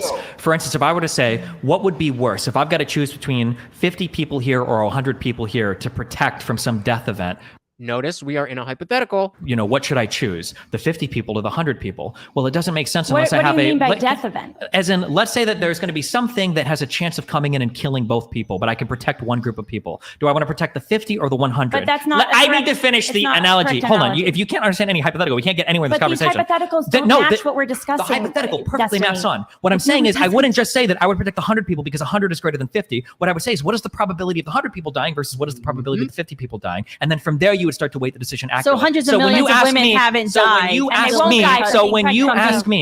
you ask me, what's the probability or what is the likelihood of being wrong, or what would be worse, being wrong here or being wrong here? What I have to think of is, what is the probability of being wrong on both ends? It's not just a 1-to-1, because I'm not going to sit here and pretend that everything is a 1-to-1, like there's an equal chance of being right or wrong here. I feel very strongly about my position about being pro-choice, so I'm not weighting this as a 50% chance of being right here and a 50% chance of being right here. So the question doesn't make sense. So I'm saying it's a meaningless question. How do you feel very strongly? I'm trying to think about why.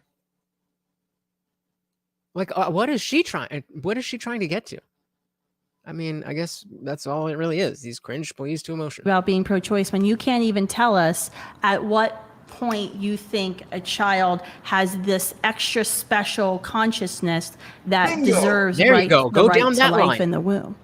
Why would that prohibit me from... You don't know when consciousness exists, when it actually comes... You don't know when the baby has I've given you the range of when different people develop at different rates. It's about 20 to 20... Which is why we can't do what you're saying. That's all you need to say.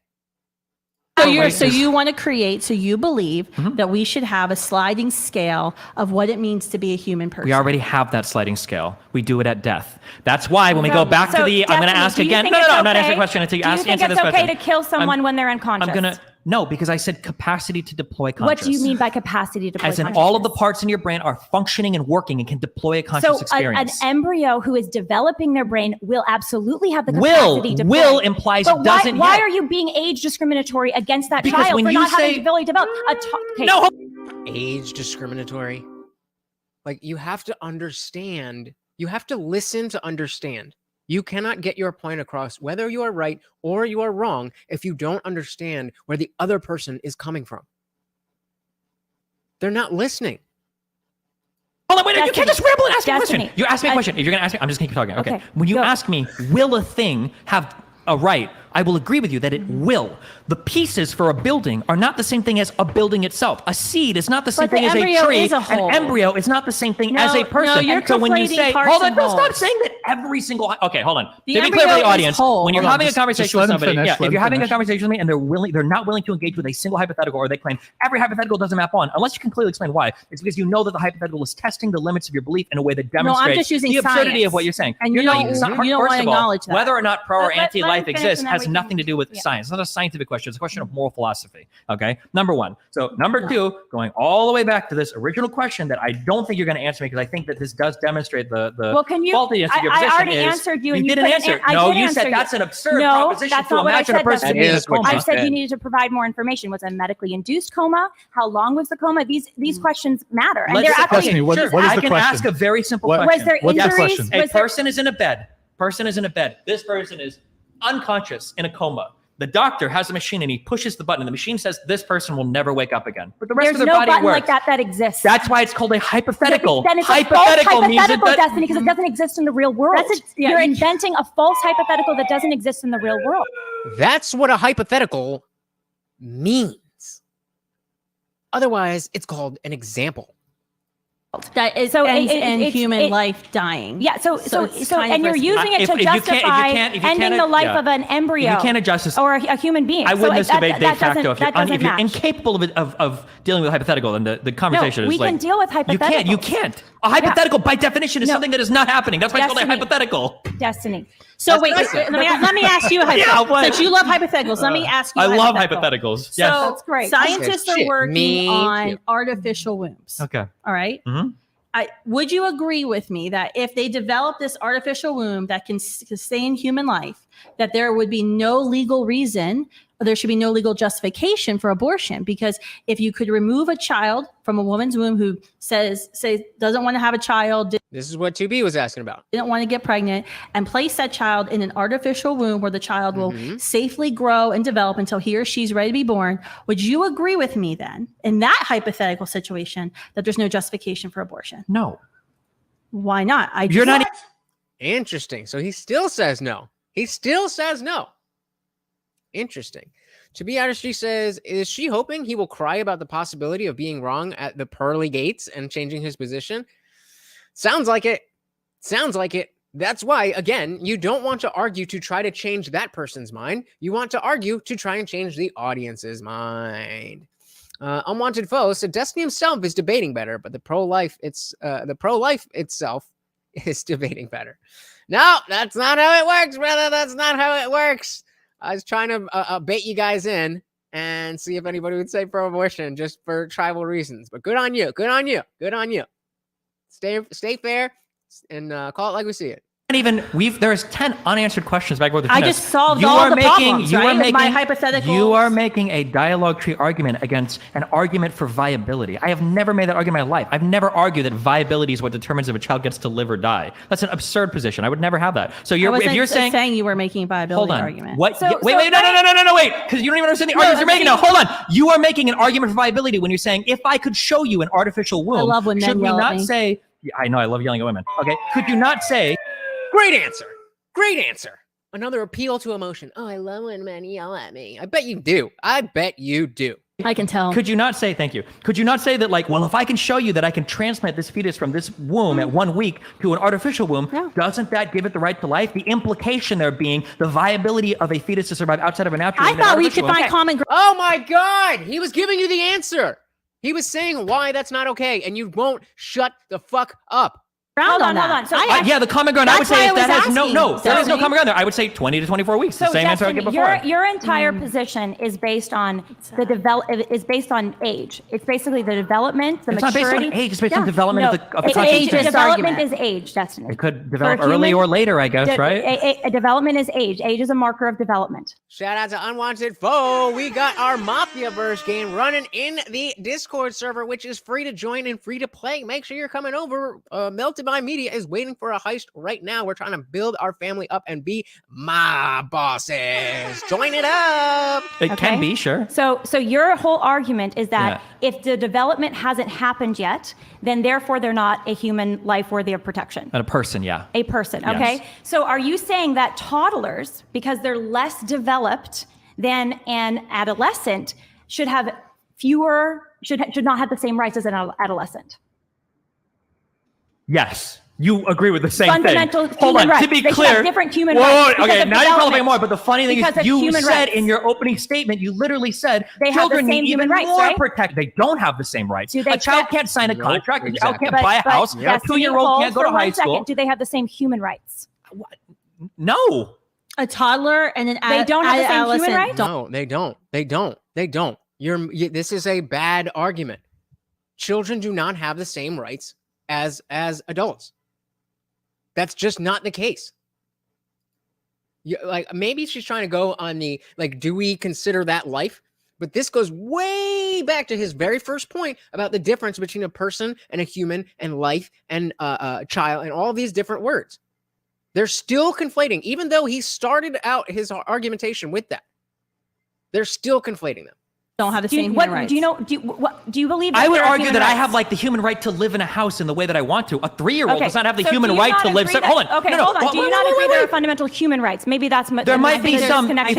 If you want to get very fundamental in terms of, like, do you have a right to not be killed? Yes, Then sure. I think that's a very important Sure, point you to, can say to that. establish. But earlier for you sure. stumbled onto something very funny that we all agree on: is that based on the level of development, you actually do grant different rights to people. Well, that is absolutely So you're true. saying That is absolutely true. And as long as they keep denying that, they're giving credence to what he was saying about them being part of organizations and not changing their minds. Even if it's just because they're women or it's just because they're them, then it doesn't matter.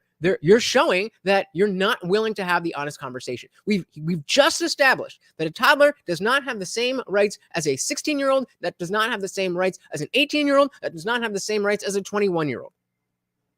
Depending on the stage of development, the rights are different. That is a fact. Why are you, again, you're on the right side.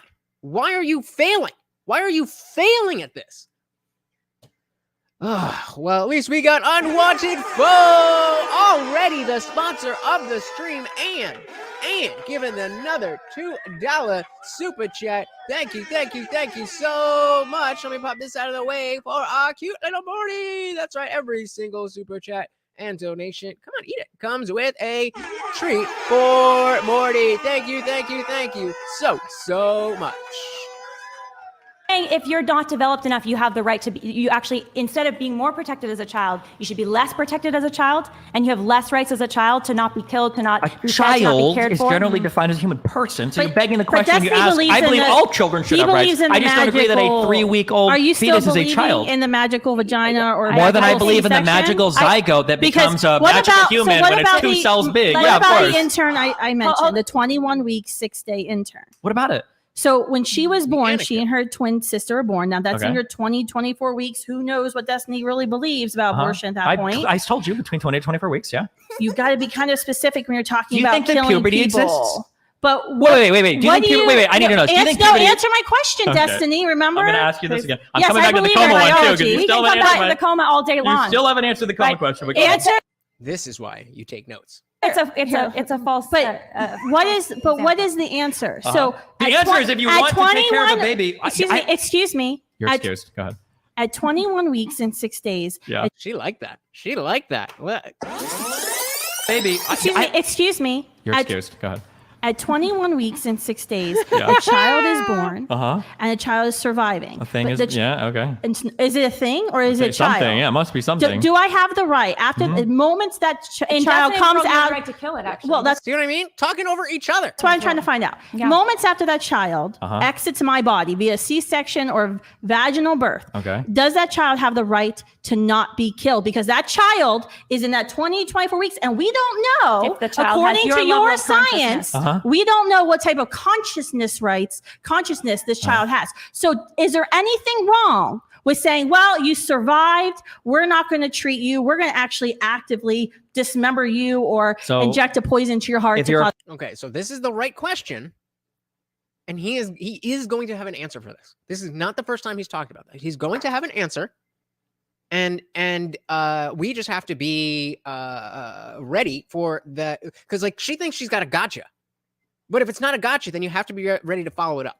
Approaching my position in good faith, if I'm saying that consciousness develops around 20 to 24 weeks, but how then do you would know? probably draw, because that's when scientists seem to think that. I'm sorry. I'm so sorry. I was interrupting your question with my answer. How do you know the You were gonna ask child another at 21 question. weeks and 6 days has consciousness? How do you know? What's changed? You don't know.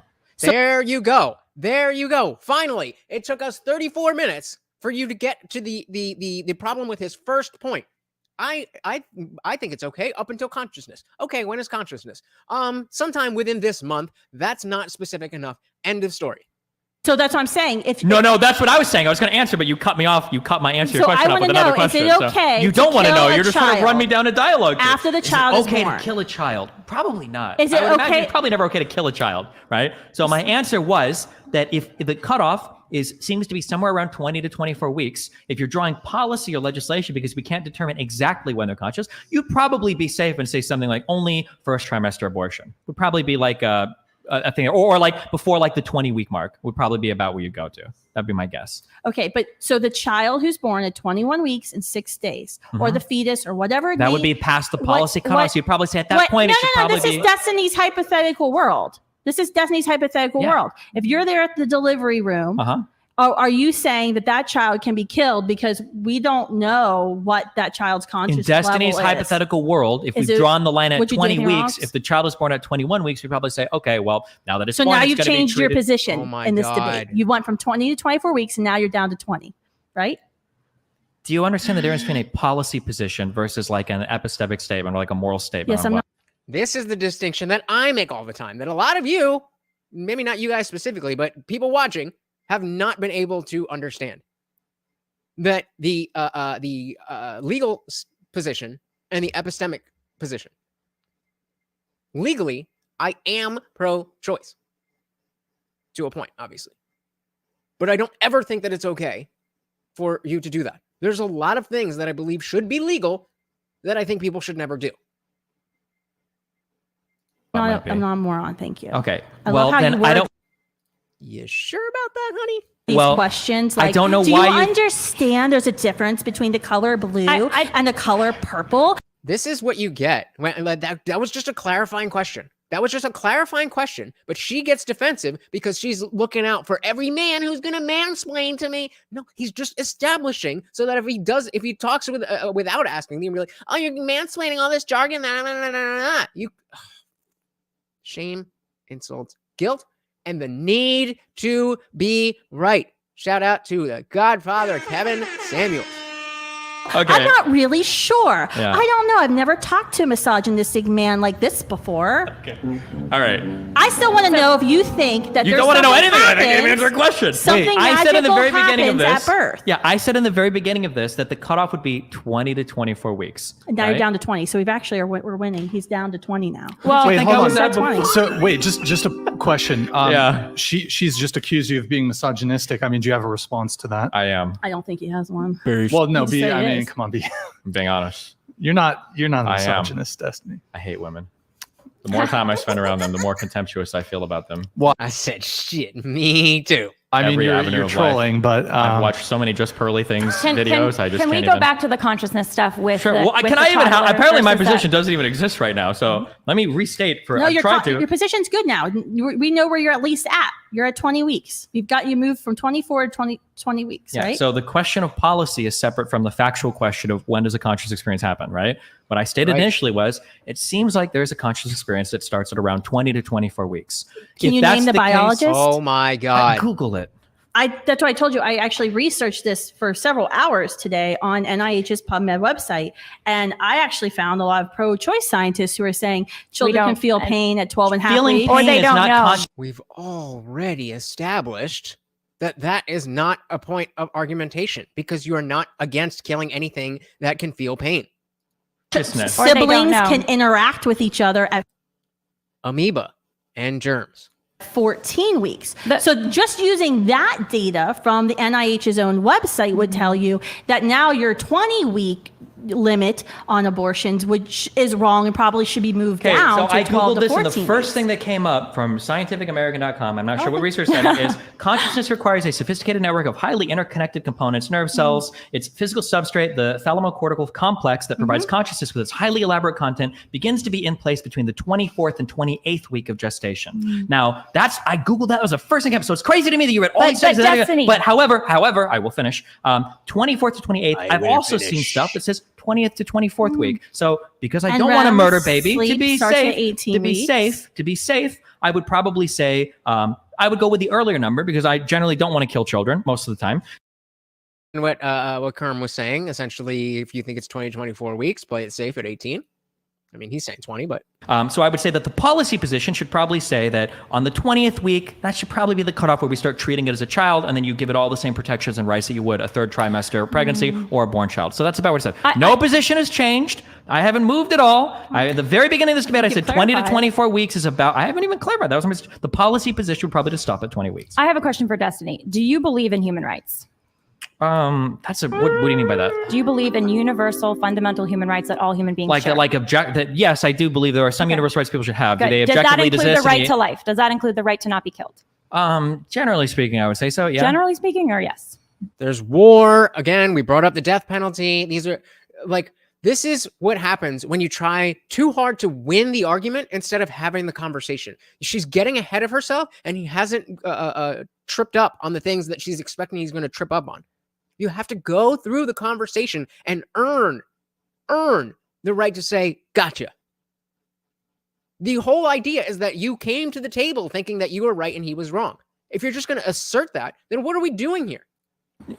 That's a very difficult question. If two countries are at war with each other, does somebody have a right to kill an enemy combatant? You can't answer this question. Does somebody have a right to kill an enemy combatant in a war? Yeah. So in a war, I'm asking. Okay, yeah, in that's a war, what I'm saying. There can be something called just war theory. There's different theories for what makes a war just or unjust. Okay. And yes, you can be tried for war crimes for sure. unjustly I'm just killing trying to make a civilian. Okay. But see, that's the problem, Kerm, is that's what these ladies are trying to get him to do. Is to give a very broad question, a very vague, loaded question. Like, do you believe all humans have the right to life? Okay, well, what about convicted pedophiles? What about people who are trying to attack the country? What about... So you can't just say yes or no, because it's not a yes or no question. You can phrase it that way, and you can start with a yes but or a yes if or something like that. But that's the whole point, is that they're not giving him the opportunity. And you have to think about this as Destiny on the whatever podcast. Everybody is looking and waiting to clip 20-second parts. So if he says, do you believe that everybody has the right to life? And he says, no, clip that and throw that up, and that's going to go viral. And that's nothing close to what he actually believes. So it's really on them. It's really on these two women for asking bad questions that are not allowing us as the viewers to understand what it is that they are trying to extract from Destiny and what it is that he would say when we get to the proper question. Yeah, right to self-defense. You have the right to protect yourself. It's different from the right to life. But again, you within the question that she asked, do all humans have a universal right? So if you are actively attacking somebody, you don't have a right to life. But if he tries to squeeze that nuance into a yes or a no, then they could just say, "Oh, well, you don't even care about human life, so why should we even listen to you?" That's what they're trying to do. They're not here in good faith. I mean, they might be intending to be in good faith, but they certainly are not. Okay, I'm just trying to make you Because understand they have a right to life as a human being. I'm just trying to make you understand that when you ask me a question of like, does everybody have a fundamental right to life? Depending on what you're asking, that could be a very difficult I'll question. say it again and let me know if this is clear. Trying to take his tactic. Not going to work because it was your fault that we didn't get the answer. Carmen says they've been trying to extract Stephen Bunnell is evil obliterator of children or something. Exactly. And so if he says no to the question, even though that is the correct answer and is what he and they believe, then it could be clipped into this right here. Do you as a human being have a right to not be killed? It depends. I would say, generally speaking, Without due process. How about we'll add that generally on. speaking, Without if due we process. have any sort of construction of government, my imagination Okay. would be that a fundamental right would be a right to life, to Excellent. not be killed. Yes, I would agree with that. In Excellent. any given and country, in the yes. United States, under the Yes. U.S. Constitution, the 14th Amendment says that we have a right to equal protection under the law, and no state has a right to deprive the life of anyone without due process. But we've already established that that's for adult humans. That's not for teenagers. That's not for toddlers. And that there's the rights for the fetus is the question on the table. So you asserting that, oh, these laws say that people are get rights, and I'm calling that a person, so therefore I win. I happen to agree, but that's not an argument. You've probably heard this before. Okay. Yeah. So do you think that there is any due process for the human life right now? Where is the due process for the human life before your consciousness arbitrarily? Well, I would say that person isn't protected by the Constitution because they're not a person yet. Okay, and you're defining personhood based on somebody this that 20 has to 24 capability week, of having a conscious experience. Okay. Yes. So let's talk about that for a minute. If I'm under, it took us how long? It took us 40 minutes to get past the first point because they are so bad at debate, at conversation. They are so bad. anesthetic and I'm unconscious, and someone comes up to me and says, "Can I kill you?" and I'm unconscious, I can't say, "Don't kill me." Can they kill me? No. Tell me why. Because you have the capacity to deploy a conscious Just experience. like the fetus. No, the fetus can't. The fetus. Destiny, if you don't kill that fetus, the fetus with a matter of time, because I'm under anesthetic. That's the point that he's making. The time part, the matter of time part is what he's arguing. Kerm says, these ladies can't seem to comprehend. Stephen has a different definition of human and person and are just trying to brute force and grandstand past it. Bingo! You got it. You got it. And again, I want to highlight why we are watching this, why I decided to bring this to you guys, because it's number one, the issue itself is something that we all care about, but this channel is about discussion. This channel is about communication, and I'm happy. I'm happy, despite people like St. Michael who will say that because I cover and I'm agreeing with Destiny that I and whatever. I can look at a conversation objectively as a conversation and take the contents away from it, which is something not a lot of people care to take the time to do. But I think there's a lot of value in it. And for people who care about having these conversations, for people care about why we need to move conversation forward and progress on these issues instead of having the same argument over and over and over and over and over again, that we need to get past doing this. Yeah, basically. Oh. In a matter of time, I will come out from under anesthetic and I will have my consciousness. For the fetus, if you don't kill that fetus under a matter of time, the natural human development, you were once a tiny child in the womb, maybe 18 weeks before the consciousness that you say some biologists claim for. Half of me was an and egg, yes. If no one killed you, then you would have your consciousness, just like I coming out of an anesthetic would have my consciousness. Do you think that? Why? So your position sounds like age discrimination, because you're saying that because the child doesn't have their consciousness yet, just like under anesthetic, I don't have my consciousness regained yet. Do you think there are any 2-year-old humans? Do you think there are any 200-year-old? Then you're saying that it's okay to kill them. Do you think there are any 200-year-old humans that deserve to be protected by all the human rights that we have fundamentally? Yes. Well, I don't think there are, but if there were, they would. Well, I think if someone lived to be 200, then yeah, they'd be pretty awesome. What about right amazing. now? Are you Who's ageist? actually alive? What do you mean, am I ageist? If there was a 200-year-old, I'd say yes. If they're alive, that would be amazing. Okay, and if there was a 1-week-old having a conscious experience, I would say it as well. But if the 200-year-old is asleep and unconscious, I still don't have the right to kill them, Destiny. Because if they're asleep, they can wake up. Your line of consciousness, your reasoning I'm gonna answer about you. consciousness. She doesn't get the argument. It's not logical. It's not logical. So this is the point at which I would say, okay, clearly this line of argumentation is going nowhere. So this is when you want to try and come at it from a different angle. So use a different analogy, use some other point of come at it from a different angle, because now you're just button heads going back and forth and looping. The fundamental flaw of your entire position, because you keep saying, I understand. If they wake up, I'm just going to talk now, okay? The way that this conversation works is because you two have organizations, because you two are bought in. You can never even remotely consider. I have to, because I haven't gotten the ability to even respond to it. Misogynist. Come on. It's not misogynist, okay? Now I'm in my demon racial Did energy. a bunch of because you're men both white start people, so now I'm like organizations hitting as you because you're well? white, okay? But you can't just throw that zinger in there like, oh, you're only pro-life. I have to, because the style of argumentation that you're both engaging in is like a gish gallop of 50 million questions. Nothing is scientific about this conversation. It's 50 million questions on me being able to respond to or answer anything. Well, let's have That is true, actually. It's a philosophical discussion, not a scientific discussion. And they don't seem to be able to handle that. Kerm said they don't seem to understand, even when under anesthetic, you do have the capacity to deploy consciousness. It's just suppressed. The fetus doesn't have the capacity at all. Exactly. That's all that he's saying. But they don't seem to be able to get that. I think he does change his tactic about the right around here now. And again, I disagree. I disagree with this statement. Or no, I don't disagree with the statement, but I don't think that is justification for an abortion. That being said, I can understand the logic of the argument. Scientific. What is not scientific about the argument? I've got a question. It's a question of got a moral philosophy. question. It's not a scientific I got a argument. question. Got a question here. None of my questions have been answered yet. Yeah, go ahead. So go back to your hypothetical, but if you don't answer my clarifying question, so Lila, I have a question for you, Lila. We're not going to get very far. I got a question for you, Lila. Yeah. For everybody here at the table. Wow, it's very heated. Okay. When does life begin?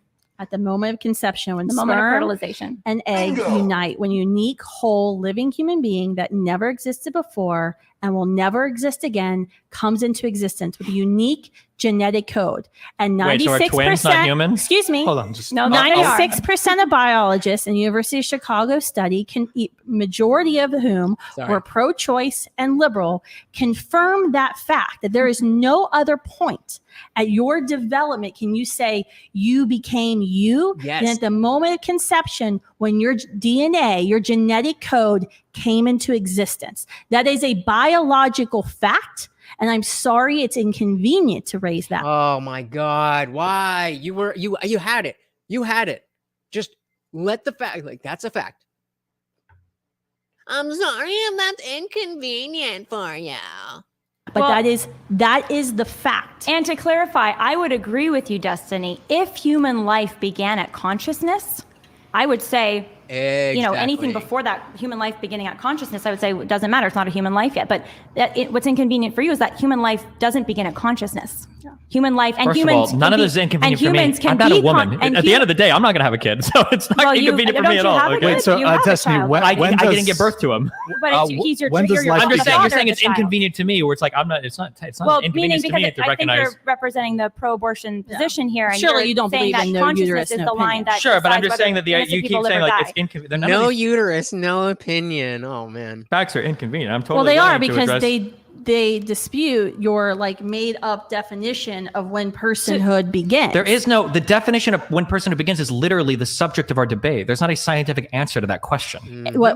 That's correct. There is no scientific answer to that question. There is a beginning to what is life. When you determine the personhood rights are endowed in that for that person or for that human is the point of discussion. Most of us here seem to be on the train of moment of conception. Some seem to be at the point of consciousness, heartbeat. But that is the question. That is the question. I said at the very beginning is when human rights are not science. Excuse me. When human beings come into existence. Is that mechanical engineering? When do you learn? Excuse me. If you separate when human beings come into existence and personhood, and you make it two different lines, it's always bad. Bad things have always happened throughout human history when we tried to separate human beings from personhood. And again, that is a part of an argument. That is an emotional aspect of the argument that is true and should be taken into account. But the fact is that that is not the whole argument. And if you say things in the past that have gone this way have been bad, therefore we cannot go this way, is not an argument, especially when we're talking about medical science.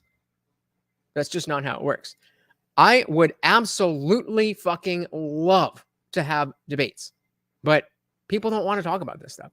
I am reaching out to everybody I know. This is why I need your guys' help. Share the videos, get more new people in who are willing to come on up and have these conversations.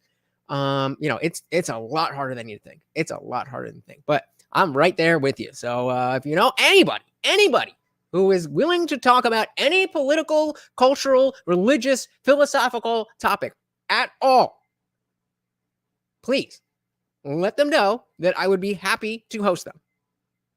Happy to host them.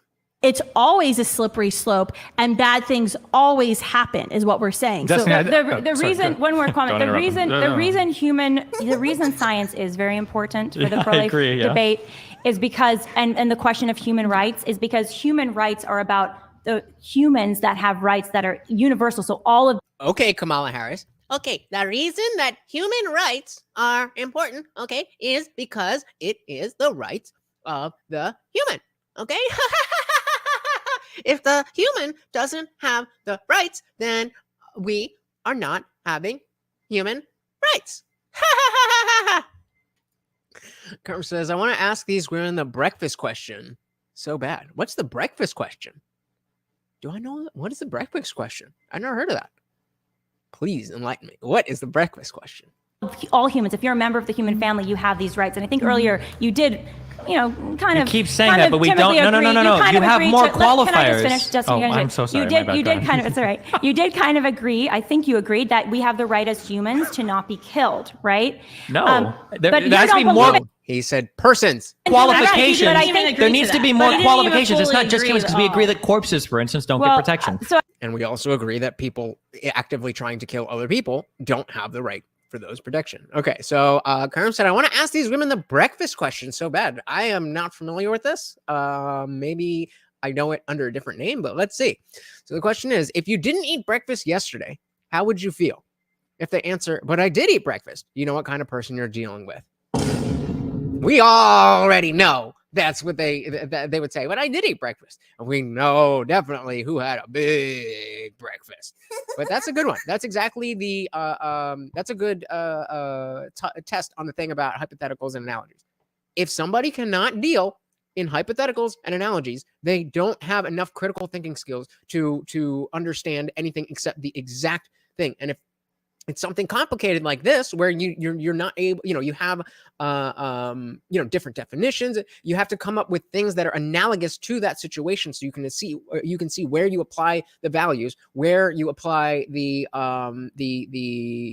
intuitions, all that stuff. And so this is perfect. This is perfect. I am definitely bringing this into my repertoire. Thank you for that, Kern. Shout out to you. So there has to be more qualifiers. Destiny, I think your position is not human rights. It's person rights. Conscious rights. Yes. That you have to be a conscious, you have to have consciousness and not just have consciousness. You can have it taken away from you and it come back to it, but that is okay. But if the child hasn't developed yet, then that's okay. That's your line. Finally, you understand his position. I disagree with that position, but I understood it the first time he said it. And Destiny, do you want to answer the question, just when does life begin? When does life begin, or when does it become a person? When does human life begin, Destiny? Whatever your sense of the question is. The personhood thing that I'm looking at. No, let's talk about science for a second. When does human life begin? I answer the question, you answer it. If you're talking about when does a unique genetic code happen, it's right at the union. It's right at the moment of conception. When two parts become a whole. Again, this is not the gotcha that you think it is. He already agrees with you that unique DNA begins at the point of conception. He just doesn't agree that that unique set of DNA is endowed with personhood rights. That's what we've been talking about this whole time, ladies. Welcome to the conversation. Correct. Excellent. Finally, we agree on something. That's when human life comes into existence. Yeah, that's called a scientific fact. That's what we've been saying. I understand. Let me catch you up there to are the a lot of conversation. people who don't agree with Hey, that's like mine. Like, welcome to the conversation, ladies. I understand. Let me catch you up to the conversation. We're not having a scientific discussion on when genomes are formed. We're having a moral philosophy discussion on when does something get the protections of being a person. Correct. Right? And our position is simple. And what Kristen was saying earlier is that throughout human history, there have been many times when groups of humans, groups of humans were considered non-persons. Right? So if I were Destiny, and they keep bringing up this point about non-humans, okay, how is that relevant to this? The fact that something's happened in the past, is it possible for this to be an example of not giving or considering a group of humans non-persons that could be different? Is that possible? And if they say no, now they bear the burden of proof on how you can prove that it is something is going to happen. If they say no, then it's a non sequitur, it's a non-starter, and we can move on. Right, and you're certainly familiar with this, Destiny, and I know Kristen I'm going to go back to this. For example, under the Rwandan genocide or with slavery in our country, I understand. The Holocaust. That's the next step. There are groups of people who were seen as It was humans. Roe v. Wade, KCV, Planned Parenthood, and then I think it was apartheid in South Africa. I think Roe versus Wade came from that. There were human beings. Might have been because they were inspired by the Nazis, right? Just to clarify, there were human beings that were seen as non. She doesn't even realize he's fucking with her. Persons, and that opened the door to huge injustices. Okay. And similarly, today we see humans in the womb at this arbitrary line, and you're one among many. I mean, other people say, well, right before birth is when they become human, or viability is when they become human, or heartbeat is when they become human. Good, there's a lot of different variations. I think those are all really bad arguments. I agree, along with the consciousness argument. Those are all really bad arguments because they are arbitrary points in development. Or at least as far as we can measure. They may not. They're not arbitrary in terms of when the heartbeat start. Like the first heartbeat is not arbitrary. When it happens, that happens at that point. But I'm saying for humans in general, we don't have the specific points in time of development as to when these things switch on. And as long as that is the case, and there's the possibility of killing what Destiny would consider a person that is in the womb, then you're killing a person, and that is homicide. Just let her finish. I agree, and I think consciousness is a terrible argument too, because you can't assign the development of a human. That's why I'm representing. And your opinion's wrong. And back to the toddler and the adolescent, because you had a clever move there, Destiny. You were saying, well, an adolescent has rights, like signing a contract that a toddler doesn't have. So therefore, I think your next conclusion of that was if you're preborn in the womb. I could also tell you my conclusion. You don't have to guess because I'm here. Okay. I mean, feel free to give it. But it was an interesting position because what I was trying to get to in that conversation before I got a little bit derailed there is, do you think that your age or your development 803 Karen posted this as a human means you are more or less entitled to equal protection under law for basic human rights, including the right to not be killed?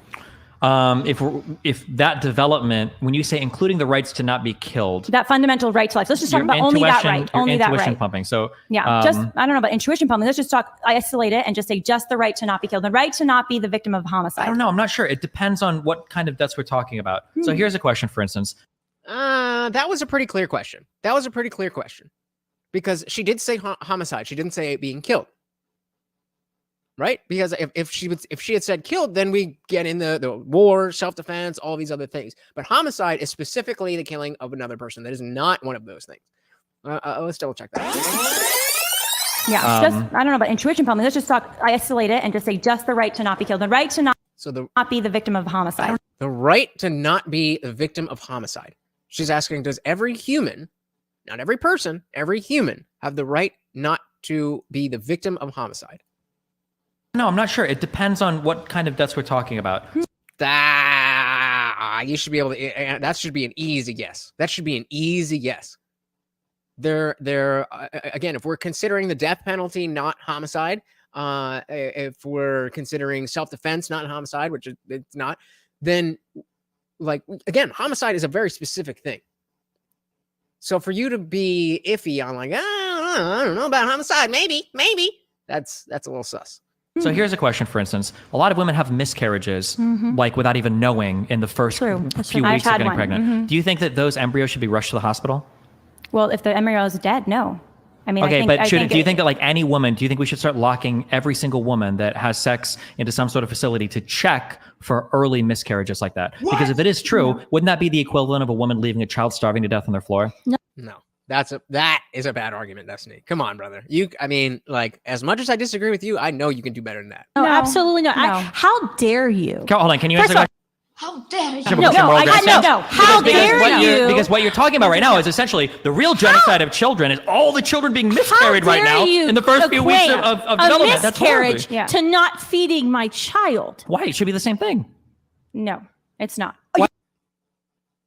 That's an interesting. Again, when you hear people make interesting claims like that having a miscarriage is the same thing as not feeding your child and let it die.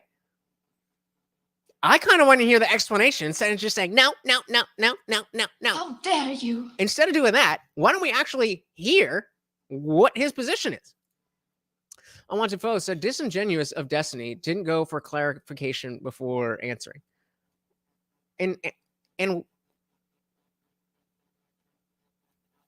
I mean, I get what you're coming from, but of course, asking for justification, they just go on to another, round of questioning. So, like Kern was saying before, he's kind of really got to have these really concise answers because they're like hawks on this, like, no, answer the question, answer the question, answer the question, answer the question. And then he starts to, okay, well, how about this then? So I don't know that it's disingenuous,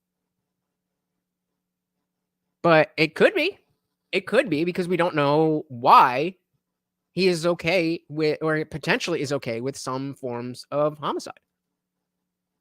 So maybe you're right. Why is it not? Well, you obviously. It's not because. Oh my gosh. It's not because. Oh my God. Hold on, you're telling Every me. woman hold in on, America. if you want- So remember, his position is that a miscarriage is morally the same thing as having a miscarriage is morally the same thing as leaving your baby out to die without feeding. To Who's extend just human had a projections mis- has had a all the miscarriage. way It's to very the angry. very Hold on, beginning, one the at a very time, moment one of at a time, conception. please. If you want to go all the way to the moment of conception, then that means that a woman who just whatever kind of miscarries in the first, second, or third week and doesn't realize it, that is the same as like, oops, somebody dropped their child down the stairs and they died. No, That it's is not the same. absolutely not the same. Do you understand science and what happens in a miscarriage? Tell And me. I don't. an unattended miscarriage? Unattended. That's why I'm saying we should lock them up after they have sex. I don't think Definitely. your argument doesn't make any sense. My argument makes perfect sense. No, It does make sense. It's just a very bad argument. Unwanted Foe said she first said killed before homicide. It was fair for Destiny to ask for clarification beforehand. Otherwise, they could have been disingenuous by swapping back. Oh, so you mean instead of clarifying that they did in fact mean homicide and not killing? I don't. That's not that's not what disingenuous means. But I get what you mean. But yeah. It's actually lock a woman up. It's actually very heinous. It might be more likely to miscarry because of the stress. I know it which hurts is why I because don't it think we obviously should jail demonstrates pregnant another women, huge quite flaw. frankly. If you Can I believe that the finish? moment of Can no, I- you can't right now. If you believe that at the moment of conception you've created a unique human being, then that means that right now you should be in tears because at every moment women that are engaged. In fact, Yes. you could probably make the argument that sex without the intention of immediately going to a hospital is probably immoral because you're engaging in some activity that might result in the death of a child. Okay, that's a stupid argument because if that has nothing to do, like, if it was if there was a statistically significant number of pregnancies that ended in miscarriages, and we gave the same so maybe okay, I think what I need is to what is an unattended unattended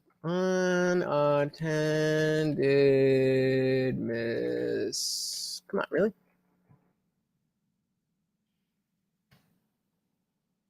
A missed miscarriage, also known as a missed abortion or silent miscarriage, occurs when a fetus is no longer alive, but the body does not recognize the pregnancy loss or expel the pregnancy tissue. As a result, the placenta may continue releasing hormones, so you may consider to experience signs of pregnancy. So he's saying because this could happen, it's not moral to allow people to just live their lives.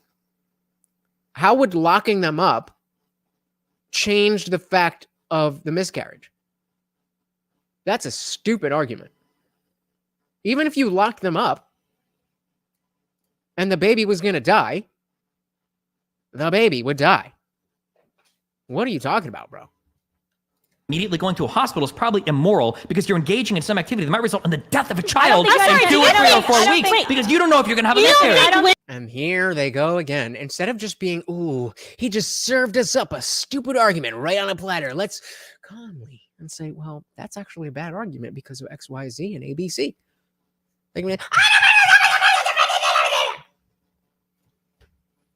Okay.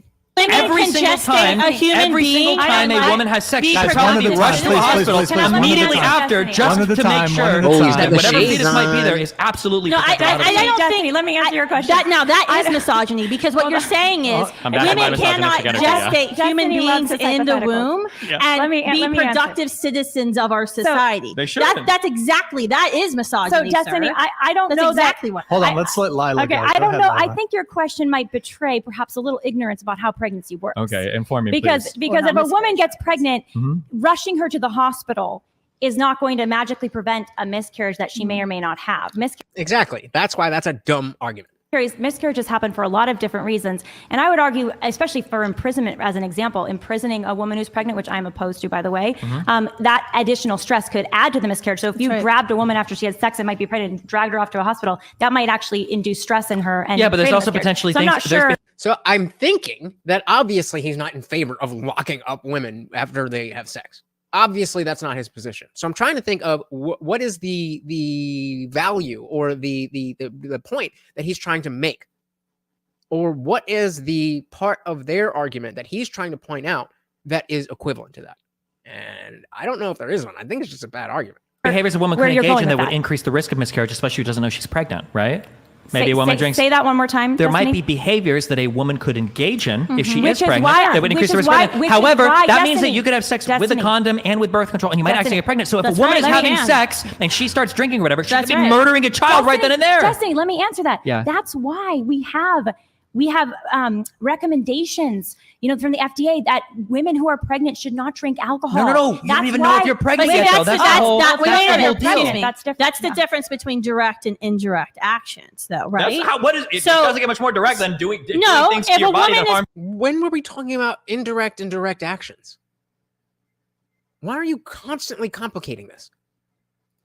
Who hired you? Who is giving you money? What type of organization is sending you out to 4 million subscribers they have? I don't know, this is the other channel, but they have like 4 million subscribers, and this is the best you got? Tag me in, boss. Pregnant and does not know she's pregnant. Say she just conceived and she goes and celebrates her 20th birthday at a bar, 21st birthday at a bar, and she drinks a whole bunch and she miscarried. No one would say you murdered your child. You murdered your child. Of course no one you would did. say that. That's not that was not the intent. It doesn't matter what the intent is. You think the kid cares what the intent is? You've murdered a child. Abortion. What is abortion? Abortion is the direct, intentional killing of an innocent human. Do you think human from the perspective of the fetus? If anything, it is equivalent to getting in an accident. You're driving and you get in an accident and the kid in the backseat dies. That's the only thing it would be equivalent to. You're going through the normal process of what life is and what you're supposed to be doing. And an accident happened. That is completely in a different arena than what we're talking about. Kerm says he's attempting, poorly, to say if life gains value at conception, it makes sense to protect it from conception. I agree. That means not drinking. But if you don't know, if you're not aware, then I don't understand. As soon as people become aware that they're pregnant, they usually stop drinking. I don't know if there's laws and shit, but certainly, you're gonna be cuffed to the bed if you got meth in your system when you're delivering. But we already have laws about that. Let me finish. Important life gains and conceptions to protecting conception appears to be under the misconception of how a miscarriage works, so it falls apart. Maybe that's why I'm so confused, because I don't really know how miscarriages work either. Do you think it cares if That it was is an accident a or intentional? direct That it was action. We're arguing about the morality of abortion, which you've informed me like 5 times because you don't want to talk about science. sure. Well, I don't know. I'm trying. Even when I agree with her, I hate her. But yes, he was the one who brought up about the morality. So the morality of actively killing somebody and accidentally killing somebody are very, very different. But what I'm saying is that if you think that from Abortion the moment is of a direct- conception, I will say, I'll give you this, intentional Destiny. If you're having sex, and this is actually goes to a related conversation to the abortion New conversation, topic. but that's very important. I think, topic is you anyways, guys didn't answer any of my other is questions. sexual I have a question, actually. Oh my God. I wasn't going to say anything because she just moved on. But chef's kiss. She's got to be, well, we're going to move on to a new topic. As if she did something. Oh, you're just going to move off of this? But what did he say? That's very important. I think, topic is you anyways, guys didn't answer any of my other questions. sexual I have a ethics. question, actually. And I think your after question Lila kind of goes gets into here. the sexual ethics world, which I think is important. So we could go there. 'Cause Sure. If you're having I do have- am I allowed heterosexual to, sex, am I allowed to ask any of my questions because none of them got answered? Well, I would Do you want to argue. reiterate them? sure. I had like 3 really basic Can I ones. answer his little hypothetical though, Yeah, really answer- quick? Okay. Sure. About the mass genocide of Well, accidental no, it was babies. more about, if you're having sex, like should you be carrying heavily cigarettes. drinking afterwards? I think was where you're going with that. Mm-hmm. And I would say, no, you shouldn't actually. I don't think, and this is part of our society's Wow. problem today, post-sexual revolution, is we have separated sex from procreation and from relationship. Okay. And because of that, we have the abortion rate of 2,500 children killed every day by abortion. Because of that, we have mass unhappiness. We have breakdown among Please just don't end this with some snarky bullshit. male-female relationships. People actually are having less sex in many ways than before. Pornography use is spiking, and it's all because we've forgotten what sex is designed for, which is intimacy and new life. So I would be against a culture, and I am against acts where people are just being promiscuous, having sex, not Literally, really caring. none of that has And then- anything to do with what I said, because everything that I described happened could literally happen within a marriage where a woman gets pregnant, doesn't realize it, has some hold alcohol. on, and Well, then then I'll Let- answer let to that Destiny- too. hold on just a second. Actually, let me answer that too, because I'm I'm married. just saying that nothing what I gave Well, had anything to do with the Okay, sex well culture or anything else, yeah. then I thank you for the clarification. Okay. I can relate to your question. I'm married. We hope to have another baby, and yes, when I know if I might be fertile, I might be getting pregnant soon. Yeah, I'm not going to be drinking drunk. gin and tonics because I might be getting pregnant, and I want to have my body be as Sipping on hospitable as gin possible and for that juice. baby. And I think that would be the prudent thing to do. And that's another reason, if as a woman and you're having We weren't sex, you talking might about get what was pregnant prudent or to not. We be- were talking about like moral rights or wrongs. But Well, I think it would be morally irresponsible, yes, to be getting drunk when you may be getting pregnant, yes. okay. On the same 'cause level as like creating- murdering a child, right? Creating a new human being is a there's a logical bit of Hold on, outcome just one of microphone at a time, heterosexual please. sex. And so that's what Lila is saying, is that if you're engaging in heterosexual sex, you have to be aware that one of the very biological outcomes of that behavior, of that choice you've made, is creating a unique, whole living human life. So therefore, you have consented to the fact that a unique, whole living life may come into an existence by engaging in that act knowingly. Gotcha. Okay. Destiny, did you have more? I know said it you had very a couple of slow, questions. very very similar clear. questions. Did Do you we have- agree okay. that is puberty a real thing? Absolutely, puberty is a real thing. Okay. When does it happen? It's a range. Oh, hold on. I know. She doesn't realize that he did just do a thing. Oh, so you're not being specific. Where he's going, I know he's Can going I just with it. make a Go ahead, comment here? Lila. But that's There is- fundamentally hold on, different there's- between. hold on, let me let's just let there's Lila there's go. there's an Can I answer this? absolutely Can I answer this? This is my question. sure. Got it. Lila, like, I love you, but you don't let me answer any questions. Yeah.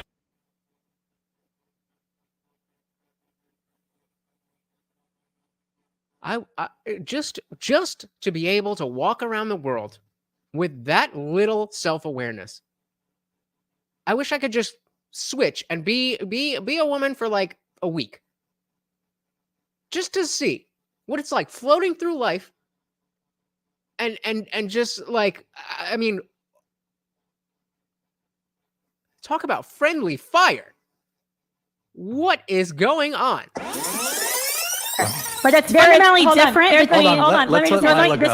there's Can I an answer this? absolutely Can I answer this? This is my question. Sure. Lila, like, I love you, but you don't let me answer any questions. Yeah, Lila. right, Jesus. so I'm So just gonna, rude. like, You're being misogynistic. I mean, I think it's been pretty. I've been No. trying to be. I think they're different. both. I think they're both Kristen, we misogynistic. We Okay. need hand signals. No, I understand where the question was. You brought this up earlier about puberty. Yes, absolutely, puberty is a real thing. I have two pre-teens right now. Okay. I'm reminded every day that puberty is a real thing. And absolutely it onsets at different ages. I feel bad for those kids. Is based on the environment, based on a child's experiences or stress that the child may be going through, or the genetic conditions that a child may have. But that's not an equivalent for saying, well, we don't know when human life begins, when we know it actually begins, and we've already proven as a scientific fact begins at the moment of conception. Therefore, we can kill a human being. Okay. So It all is I'm not trying the to same. illustrate to you is that Can I you answer believe now? in. No. Is that okay? Yes, Okay. Lila, go All right. ahead. Add in and what then I we'll did have you do. come in. We'll have you come in. Go Thank ahead, you, Lila. Kristen. Go ahead. So I would just say, Women. yes, there is a sliding time frame from when someone might undergo puberty. But if you are basing a decision about whether or not you can kill an innocent prepubescent or pubescent child, then I would say your standard of puberty shouldn't matter. Similarly to your standard, your unjust standard of consciousness to demand that a baby that's not fully developed yet has to be developed in order to be protected. And I think that's age discrimination. Gotcha. Okay. I think it's very stupid to call it age discrimination. It's just wrong, but okay. Okay. So all I'm trying to point out is Do you agree you are age discriminatory, by the way? Do you agree? 'Cause I you've am said age. that. Do you think, are you age discriminatory? So you're age discriminatory about when human beings should have I'm the age right to discriminatory about a live. lot, And then we go back to the toddlers and teenagers and 18 and 21 and adult. a lot of different things. So you believe that you are age discriminatory about I'm when human developmental. beings- So are they. Mentally discriminatory. Typically, developmentally. developmental discrimination is for the protection of the less developed person. It's Or it not could for be the for the manipulation protection of a mother that doesn't want to have a pregnancy It's too. not There for is the- another it's person not in the for equation here, you know. manipulation and the There harm absolutely of is the another. less Manipulation or developed harm of the person. mother who's being forced to be a breeding factory for a child. you know what I I can is- morally loathe this Wait, just the other way if you want. If you want to play that game, I can. Fair enough. He is trying to just give back what they are. They're loading a lot of their questions and statements, but like, eye roll. Yeah, Do you know that'll I work. think your happens argument when- actually isn't consciousness. I think you are making a bodily autonomy argument. Yeah. No, I'm not. That's the You dumbest argument in the absolutely world. are, because you said the mother has a pregnancy. No, the mother. No, I'm just trying to show you mother that has a if you human want to being morally loathe things like developing within her. murder of a child, well, then I'm going to say, well, forcing a Well, mom you to be a didn't agree breeding with machine. me about my analogy about artificial wombs. What I either. You didn't said agree, I abortion rejected would- it because I said it was dumb because viability has no impact whatsoever on my feelings on whether or not a fetus is endowed But with I rights think for That's fair. I mean, he never brought up viability. He brought up consciousness. human life or not. Kristen is correct in that you are sort of talking out of both sides of your mouth a little I'm bit here. because absolutely on not. the Right now, I'm one struggling to hand- talk out of one side of my mouth. on the, Like, you're well, gonna on the one hand, Good Destiny, one, you're good saying one, that good it one. shouldn't matter whether or not the mother wants the baby or doesn't want the baby if the baby is conscious. And on the other hand, you're saying actually the mother's desire to have or not have that baby, being forced to birth that baby, actually does matter. So that's a little bit of a contradiction. So Yeah, it's but not a if- contradiction at all. Whether or not somebody wants to have a child or not is not the same as when does the child get moral protections. Those are two fundamentally separate questions. You're saying you should However, not be. I might you want. were saying a woman should I not might be want. forced to give birth. I You were might using want- that language. No, well, because you're using the Yes. language of like killing a child. No, you're ending the life of an innocent human Yeah, being that's, that is thank a you for child. illustrating my. Exactly. An innocent baby, little cute little thing. Have an academic, intellectual discussion. Regardless of how it makes you feel, what is the reality of the situation? This is why you are correct, but losing the debate. My point, yes, yes. Well, if So it's if you're not- gonna Why are you morally so loathe- offended? Hold on. Why are you so Hold on, offended by the word I'm child? not, use the word I'm not that offended doesn't because make when you sense. say It's triggering you, child, it's not Destiny. that it's triggering me. It's absolutely triggering It's you because co- you've said it like 6 times. because you're begging the Are question. you triggered, Okay. Destiny? Confirm or deny? I Are am you triggered. triggered? Okay. Okay. So hold I on, actually, hold on. you know what? The, I the have. problem is that what right now the point of our debate, it's kind of like going to a self-defense trial and having the people that you killed being called victims. Well, hold on, right? hold on. You're the one who's advocating for the positive right to kill a child in the womb. Okay. You're the one advocating for that. Okay. We're advocating to say you can't kill a child.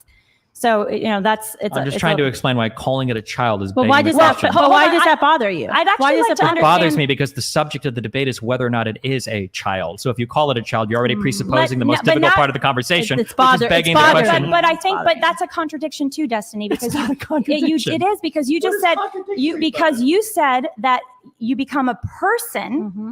at consciousness. This Yeah, arbitrary right, line that you've drawn that's true. not even Yeah. that's not even clear. Yeah. And No, you're it's saying- very clear, But but go ahead. you never. It is clear, but you don't know when it is. But he has been clear on his position the entire time. You never Who were hasn't upset. named you any never talked about biologist, when by the way, childhood turns begins. out. So let's actually talk about that. When is a Does what? childhood begin at a different time than when personhood begins? Childhood is whatever you want. Some childhood begins when you see your first Sesame Street episode. I don't know. What does childhood mean? Okay, when does a child become a child? When is it okay at to birth? call a preborn life a child in your I don't view? know. That's a semantic question. I'm not really So why are you interested upset in. about us using the word if you don't really have Because an we're not opinion just on it? having semantic disagreements. We're having like very discrete disagreements on So morality where over do you when somebody should disagree be. then? When do you My think the disagreement life is becomes I don't a think that child? it becomes a person at But conception you that's just said endowed you with don't human like rights. us using the word child. When does I the don't life you become know a child? because now you just asked me about childhood and now you're asking child. The reason I'm why we're asking arguing when over when the you start Sure. having your childhood, when you start Okay. becoming a Let child. me know. This is a good line of questioning. This is a good line of questioning. So, okay, we're talking about, we agree that there is this word child, and we're getting caught up on the use of the word child. So, when does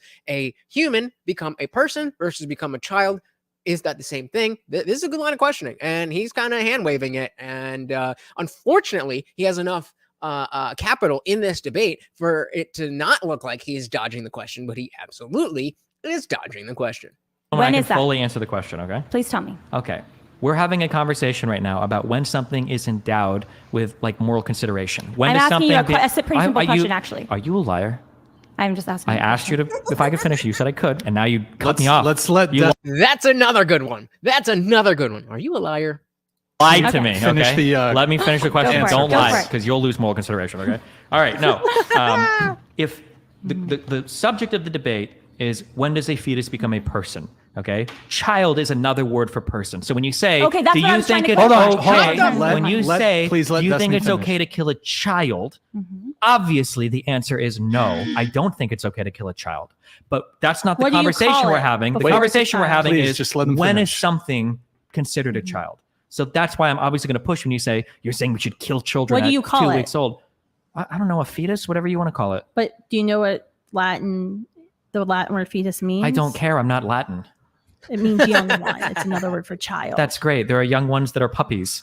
That doesn't a human have any child, bearing so on it's me. that's You're not actually- going to etymologically very like interesting win the question debate for you. against me. So just do you to think clarify, puppies get consciousness at a certain point? Not human just to consciousness, clarify, no. we're only allowed to call That would be an a interesting human question. life a child No, at it wouldn't be. Destiny's arbitrary line of consciousness. Is What that I'm correct? saying is that because you're very offended when we use this term, so I'm trying to understand when it is in your book correct to use if it. any Again, using the words like offended. He's not offended. He's just pushing back on your position. He's holding his opinion. You have your opinion, and you're doing everything you can to show why his position is untenable, not why you disagree with it.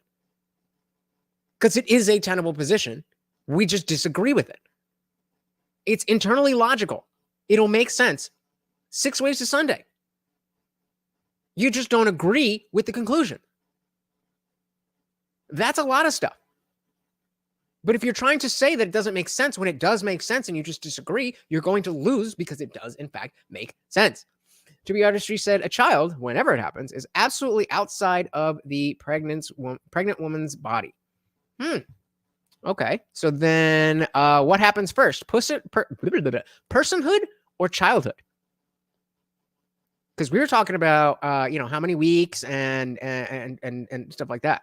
So to be, do you think childhood comes first or personhood comes first? Interesting. Kelly Green says, I think the argument where you step it back 5 minutes after birth, 5 minutes before birth, 1 hour before, 10 hours, 5 days, and so on. Where is the line?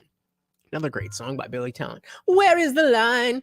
And yeah, that when you have these concepts like viability, heartbeat, consciousness, these other things, then you're not able to put a time limit on it. And just because of the way that we experience time, you have to be able to put a time on it. And so because we don't have any other clear point other than conception, then any other starting point is arbitrary.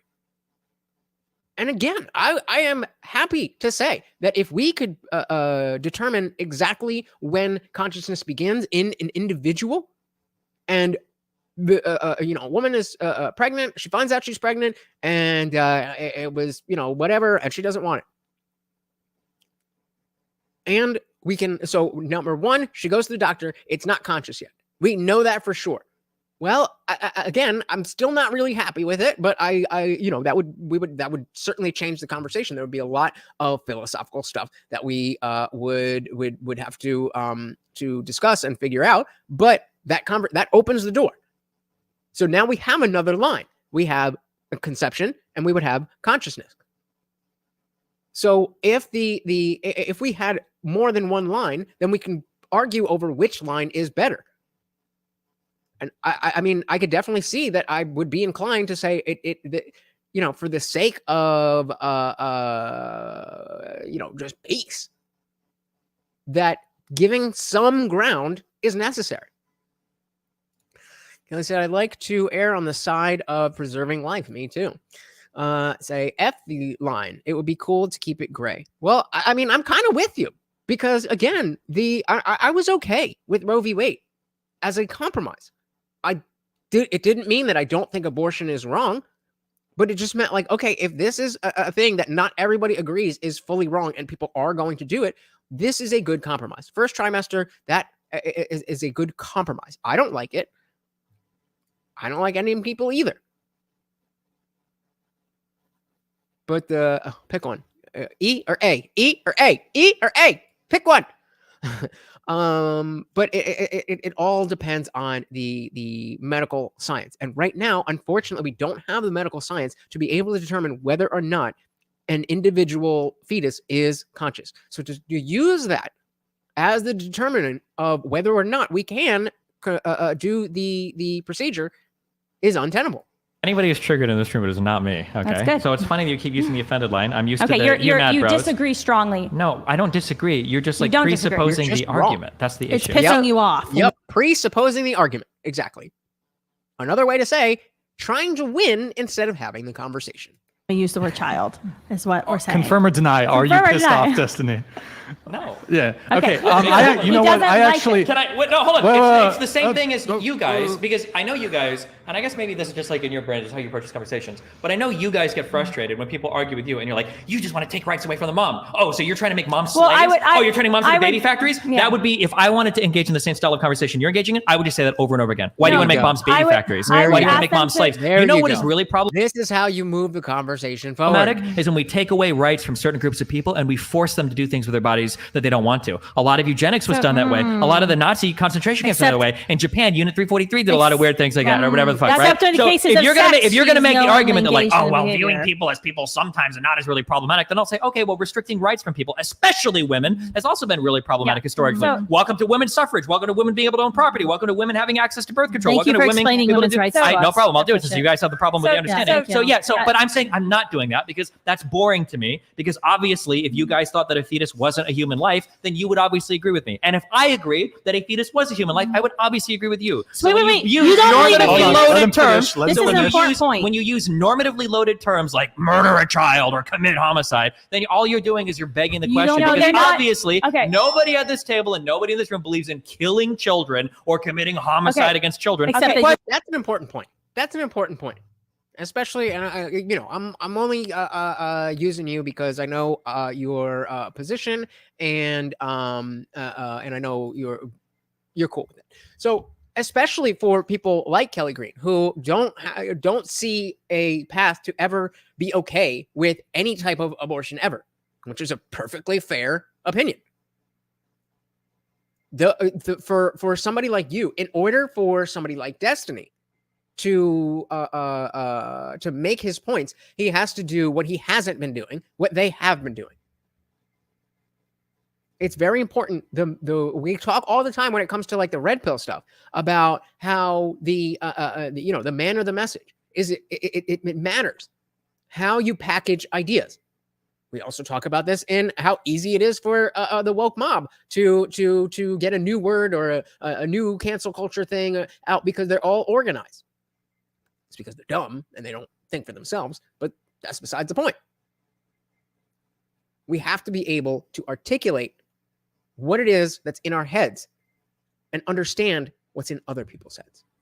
To Be Artistry says, in my realm of existence, the important starting point in a living entity, however parasitic, should at least be transplanted and remain viable. In my realm of existence, the important starting point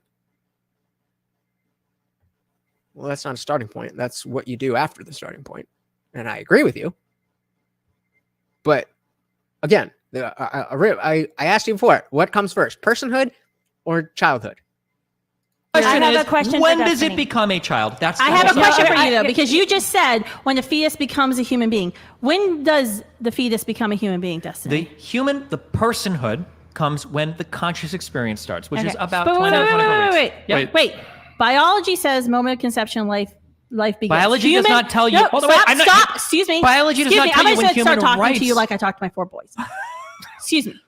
Can we, Human hold life on, comes into Hold on, existence at the Kristen, moment Kristen, it's Kristen, accepted. one I'll let her sec, do it. Kristen, Go one sec, one sec. Yeah. If we can, and you know, there's been some comments about this. I would like everybody Fair enough. I agree. here at the table to have an opportunity to speak. So if we can Everybody, including Kiki, yes. So if we can try to limit the interruptions, let people finish their thought, and then go on. I'd like Destiny to have time to speak. I'd like Lila to have time to speak. Kristen, right, you as all right. well. Go ahead, Kristen. Fetus. When does the fetus become a human being? Because biology says He already answered this. The fetus becomes a human being at the moment of conception, but doesn't gain personhood, in his opinion, until it gains consciousness. Biologists confirm, 96% confirm, that the moment of conception, you became a human being. You became a member of our species. But you kept saying the word, it's not a human being. So He kept saying it's not a person. when does the child or entity or whatever term you want to use, it doesn't trigger you in the womb, become a He's got the gavel. He got the gavel. See, if I was moderating this, we would have been moving. Like, nope, already answered. Nope, you go. Nope, he was talking. Nope. I mean, you see how our Discord panels are. I'll run that shit. And if you're not in the Discord, I don't know what you're doing. The link is in the description. If one of the mods could drop it, it is a good time. And I have a feeling that between our Mafia-verse and all this stuff, we're going to have a raging conversation tonight. So make sure you join. It is free. a human being. 20 to 24 weeks. So you're actually, wait a minute. This is very important because you didn't say this at the I don't know, but we don't need him because I got this handled, right? beginning of the debate. Beginning of the debate, you were making a moral argument, but you weren't saying that He it just wasn't a changed human his being. position from person to human being. This is what Lila and I were exactly. This is what I pointed out like 15 minutes ago. Yeah. That you are using an argument saying that it's consciousness. That consciousness gives that human being these special Yes, that is the first thing he said. What is your point? personhood rights not to be killed. But I made the argument a while back that you aren't really making that argument because when I presented a couple other scenarios to you, you wouldn't agree with me. But the argument, what you just said, What was a scenario where I didn't agree? The argument you just said was it wasn't a human being. You just said for everybody here that it becomes a human being at 20, 24 weeks. Okay. That is scientifically unsound because So Kelly Green said in the videos of it, the baby recoils from the vacuum that they used to suck it out in one form of the procedure. I don't know if they still do that. Yeah, that's in the womb. I would assume that they do. I would assume that they do. They are human fetuses.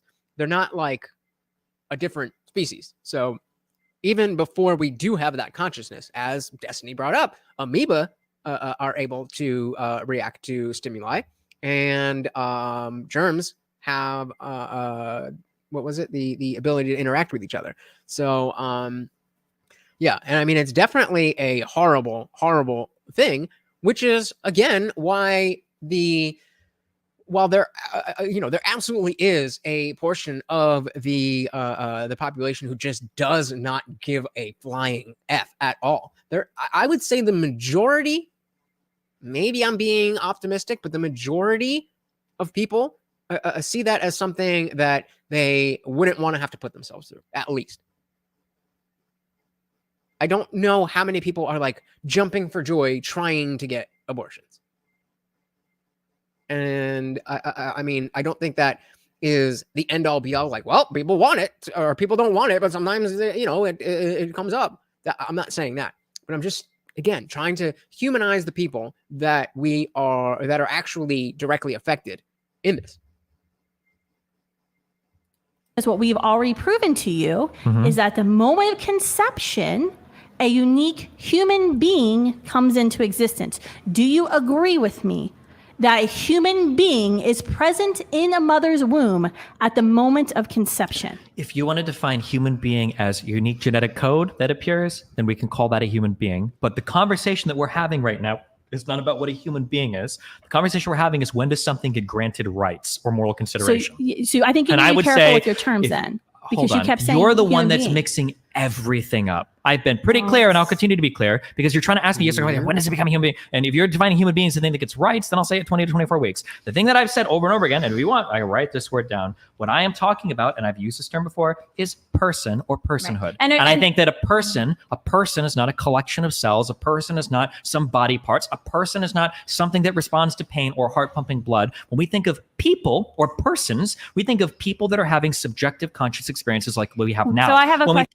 So that, again, that's been his position the whole time. I've completely disagreed with it, but it's been very clear that that's what he thinks. Think of when somebody dies, we think of that subjective conscious experience ending. That's why earlier, the question that I asked that I will never get an answer to, and I understand why you want to answer it. I asked you, if a person is going to be in a coma for the rest of their life, will never wake up, can you kill them? The answer is obviously yes, but the reason why you won't say that that's okay is because a comatose person possesses every single thing that the pre-conscious fetus has. Let me answer the question. So if you can kill that comatose person, you can probably kill the No, pre-conscious you're not fetus. killing. But the problem I think it's is wrong that you to won't take a answer that gun question and because of that. kill Yeah. the person in a coma. I think it would be wrong to take sofa clamp and dismember that person 100%. limb from limb who's in a coma. I think it's wrong to take a needle and insert digoxin into that person's heart who's in a coma and cause a cardiac arrest. All things that happen during abortion, by the way. We would never argue that a person who's in a coma, whether we know they're brain dead or they're not brain dead, we don't know because we don't have an actual scenario we're talking about here,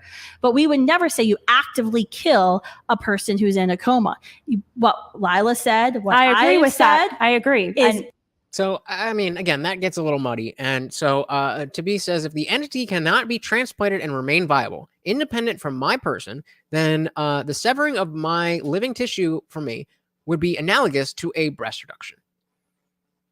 The only, I mean, I understand where you're coming from. I would disagree, again, because of the Bill Burr bit. You know, you at no point is your breast ever going to be able to turn into a person that can have its unique conscious experiences.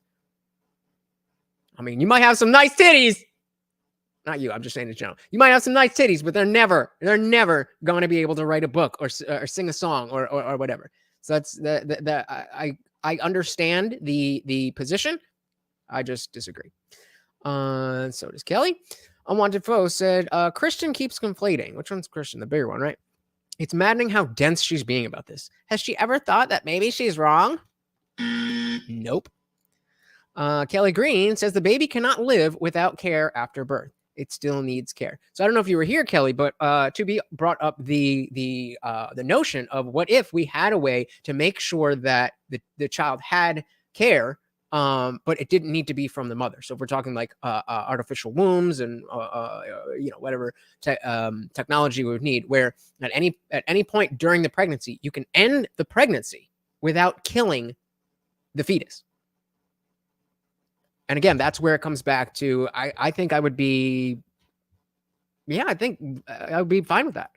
Not fine where like, oh, yeah, you should go do it. But in the same sense that people aren't looking to try to go have abortions, that if you find yourself in that position and you want to have an abortion, I don't think that's okay. I don't think it should be illegal, but I don't think it's okay. If it were the case that you want to end the pregnancy, but it wouldn't be an abortion because you're not killing the child and the child gets to live, then I that is bodily autonomy.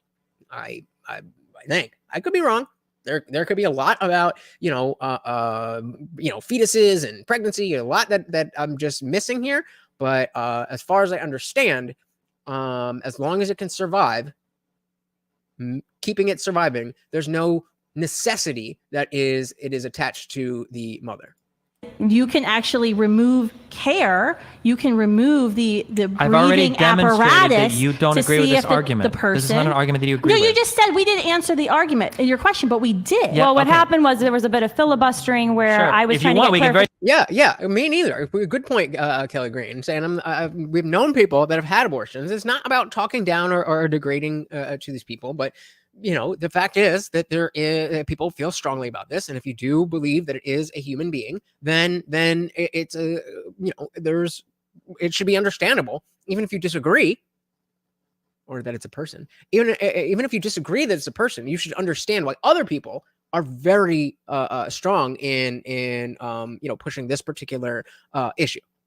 Because it's not just about like, oh, well, okay, I don't like trans stuff, so I'm not going to be trans, but you go and do whatever. It's not one of those things, because now you're in, if you're of this thinking, you're now talking about hurting other people. And never going to be the same side for everybody, unfortunately. There's always going to be people who are going to see that, and it clump us out. There's always going to be people that see it that way. But yeah, definitely. Thank you for pointing that out. I want to second that with Kelly Green, that we're not trying to degrade anybody here. We are having an intellectual and academic discussion about the conversation at hand. Very clearly get to the bottom of this, where we can ramble on to irrelevant things. Do you want to get to the bottom of this? You don't like our answer, Okay. so you say we didn't answer your So what you're question. doing is you're pointing out a difference. So sometimes in moral philosophy, people want to point to the difference between doing and allowing harm. And there might be a fundamental moral difference between doing harm to somebody versus allowing harm to somebody. This is the trolley problem. The difference between the basic trolley problem, where there's a trolley and there's 5 people on one track and there's one person on the other track, versus if you're a doctor and you have 5 live patients and one live patient and 5 patients who are going to die if they don't get organs. It's not the same thing. It's not the same thing. It depends what you mean by those actions. Sure. You're trying to draw some difference here between doing and allowing harm. However, none of us here believe that matters in this case, right? Because if you look at a child, none of us here would say that one is morally okay to allow harm versus one is morally okay to do harm. Definitely, For instance, if you had a child that was connected to an insulin tube or a feeding pump because they had issues with digestion or feeding, you wouldn't say that, like, okay, actively killing the child is wrong. But if you just disconnected their insulin pump, that would be okay because you're passively killing the child.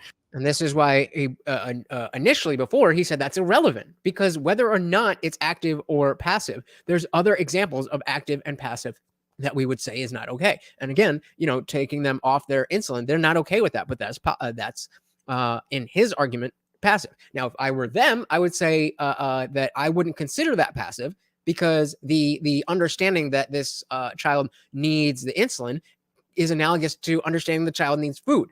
And withholding food is not passively killing, it's actively killing. That's what I would say if I were these women, but I have a feeling they're going to say something different.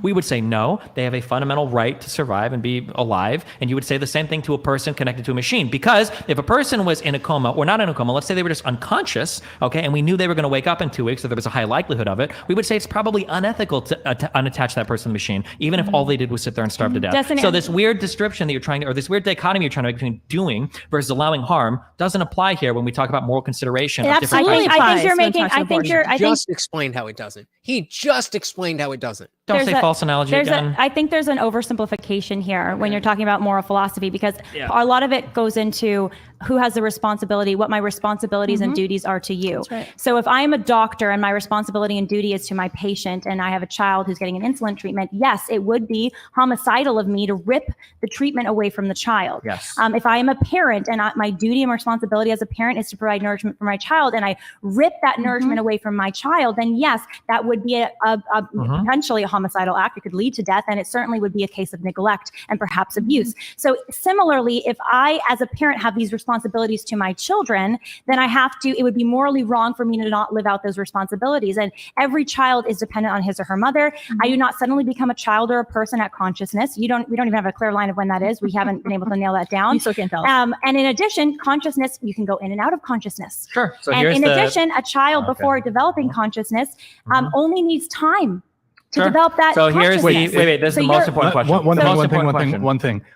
No, I'll let you make your point, but after you make your point, allow me to just come in, and I have a couple questions.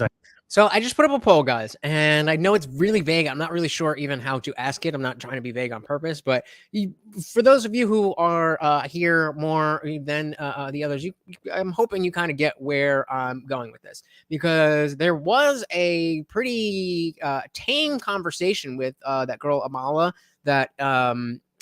from PragerU talking to the guy from Jubilee and they one was a liberal as a kid and then switched to conservative, and Amala was liberal, and then the kid was conservative as a kid and switched to liberal, and they had a conversation about that, but it was a little bit dry, so I wasn't sure what to go with. And so on, this obviously is spicy and heated and fun. So if you could let me know what you think in the poll, then I'll better be able to serve you in the future. Most important question then. When Well, you can you respond to what I said, though? I'm curious your thoughts on what I just said. Do you disagree with what I said? Anything to respond to? There's something. Do you agree with it? Disagree?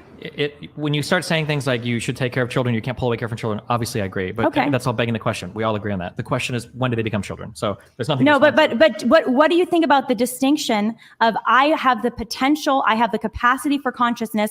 I only need time for that to be realized. Similar, I'm under an anesthetic. I can have the capacity for consciousness. It's not realized because I'm under anesthetic. In both cases, it's still wrong to kill. There's a difference. You're Why? not developing the conscious. Why does that difference matter, Destiny? Because there's a difference between a thing I and know a thing. there's a Something difference, but why does Hold the on, difference let him matter? finish. Let him Oh, finish. I am getting triggered. You're right. I'm getting triggered. Okay, I know. hold on. We all know At least this. Ryan jumped in this time and was like, okay, please let him finish. Where has he been the whole time? This is what I mean about, I don't know if he's patient. I think he's just a weenie.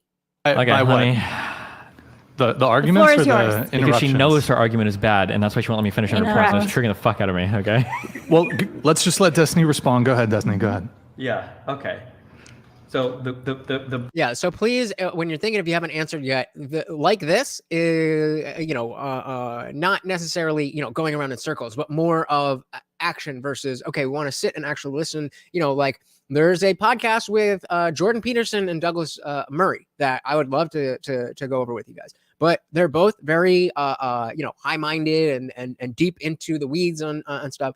And so if you're not really familiar with that stuff, then it's going to be, it's just going to be a little bit slower. I think it's just as interesting, if not more, especially because this is going around in circles. But the style is what I'm asking about.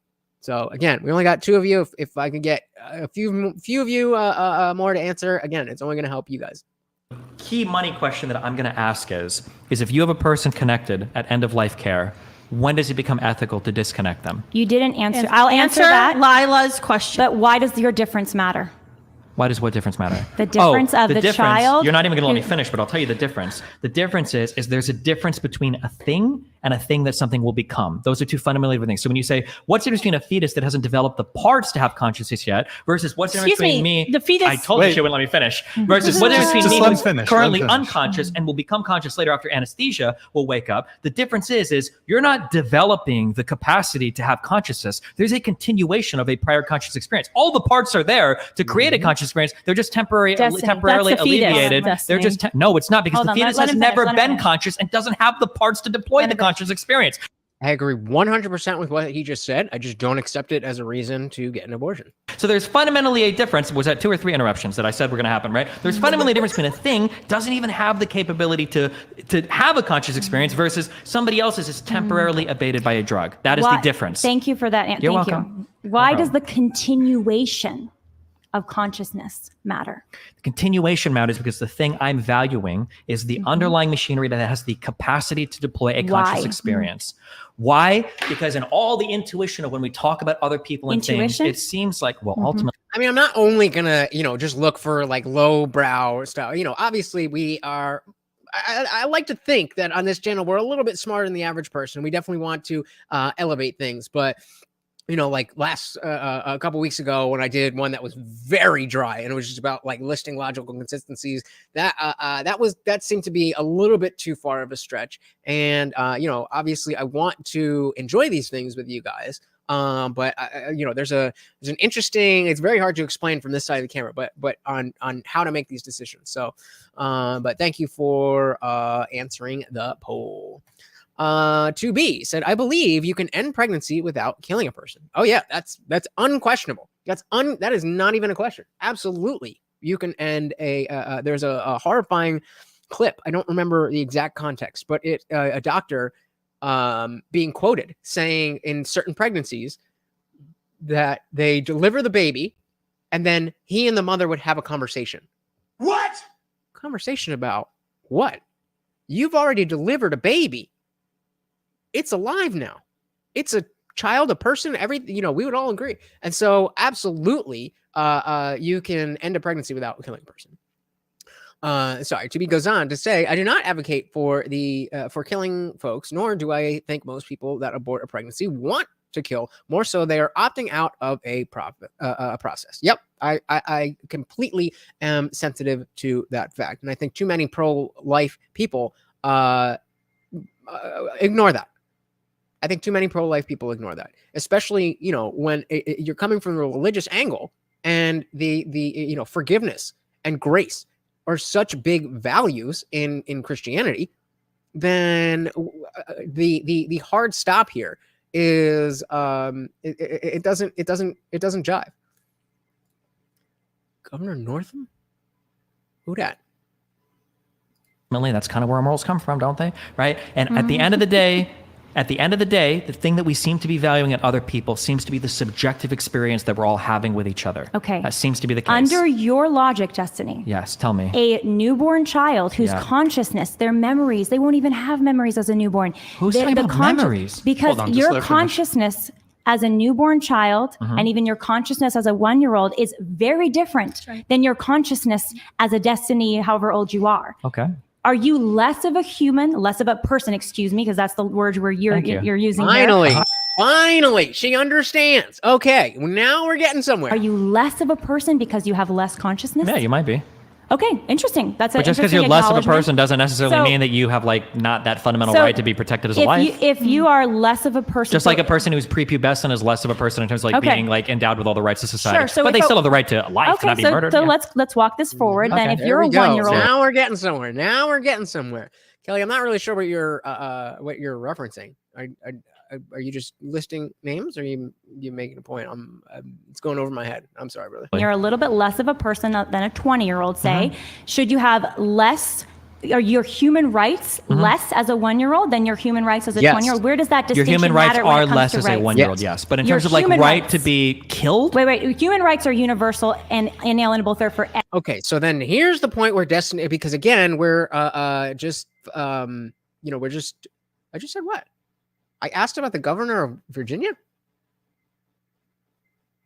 I'm pretty sure I didn't. But wait, I missed it. What? But in terms of right to be killed? Wait, human. Yeah. So this is where Destiny should be like, okay, so what are the human rights that we are specifically talking about right now? Because other than the right to be alive after you are a person, I don't know what you mean by human rights. Is that the person who the little baby keep company that was okay. That you got to give me context. There's a lot going on. So yeah, that's I guess it was the Virginia governor. They were saying deliver the baby, keep him company, and then they have a discussion. A discussion about what?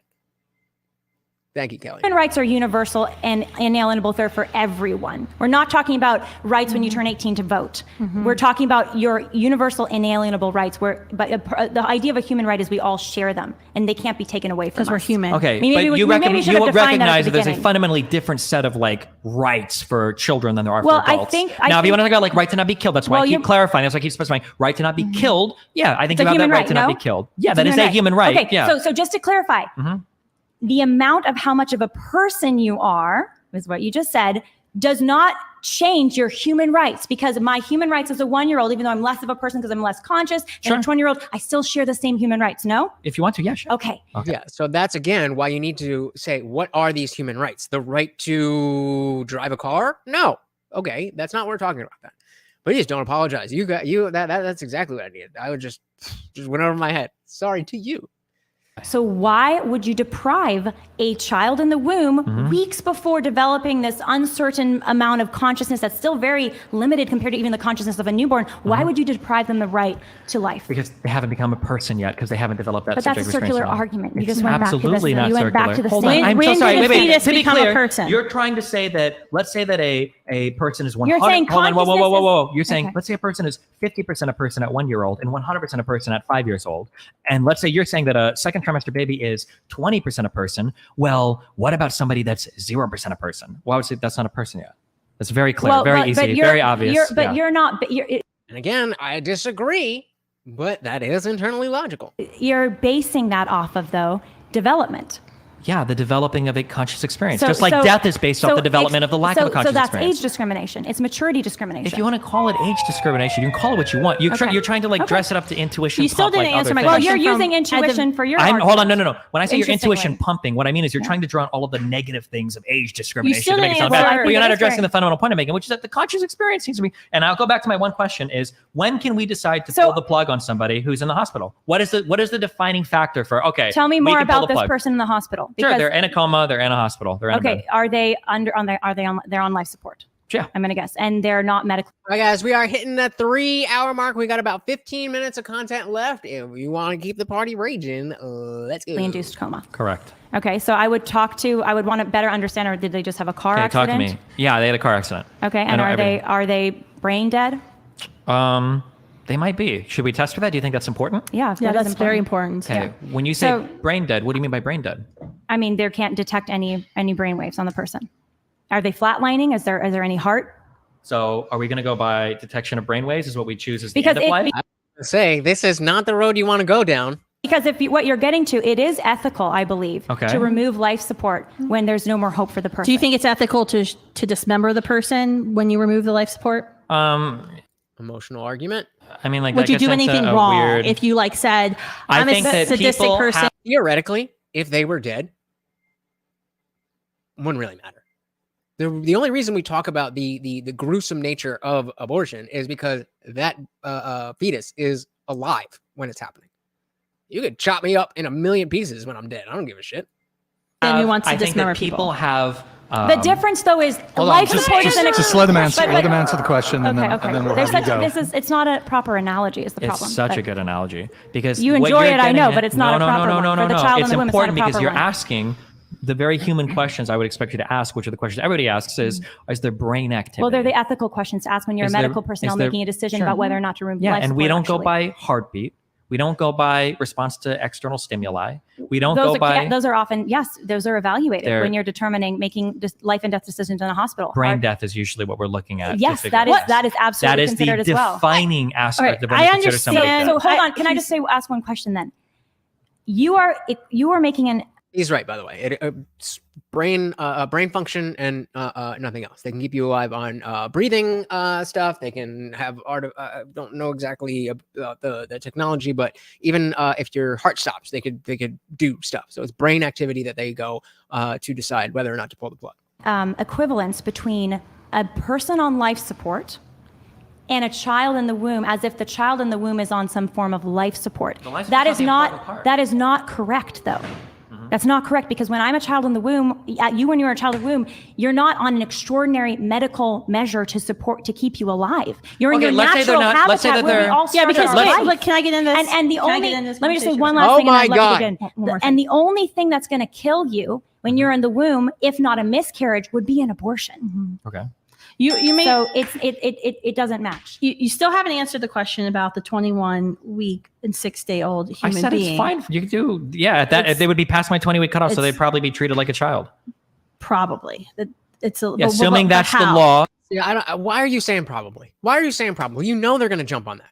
So just say yes. If it's 20 weeks, if it's after 20 weeks, it's a person, it's a child, it's a human, it's all of the above. Just say that. That is your position.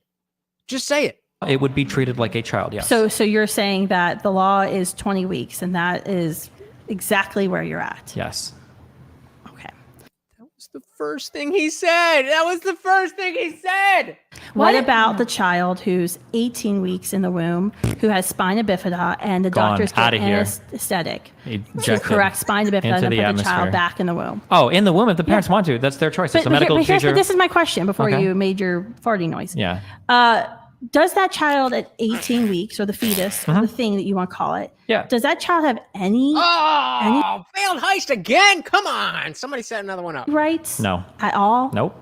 But see, what's interesting is you're conflating parts with wholes. Because I'm not. No, yeah, you were, because you keep saying that earlier, and we can rewind the tapes, or whatever. Okay. That the child doesn't have the capacity for consciousness, but the child actually does actually have the capacity to have consciousness. At the moment of conception, No.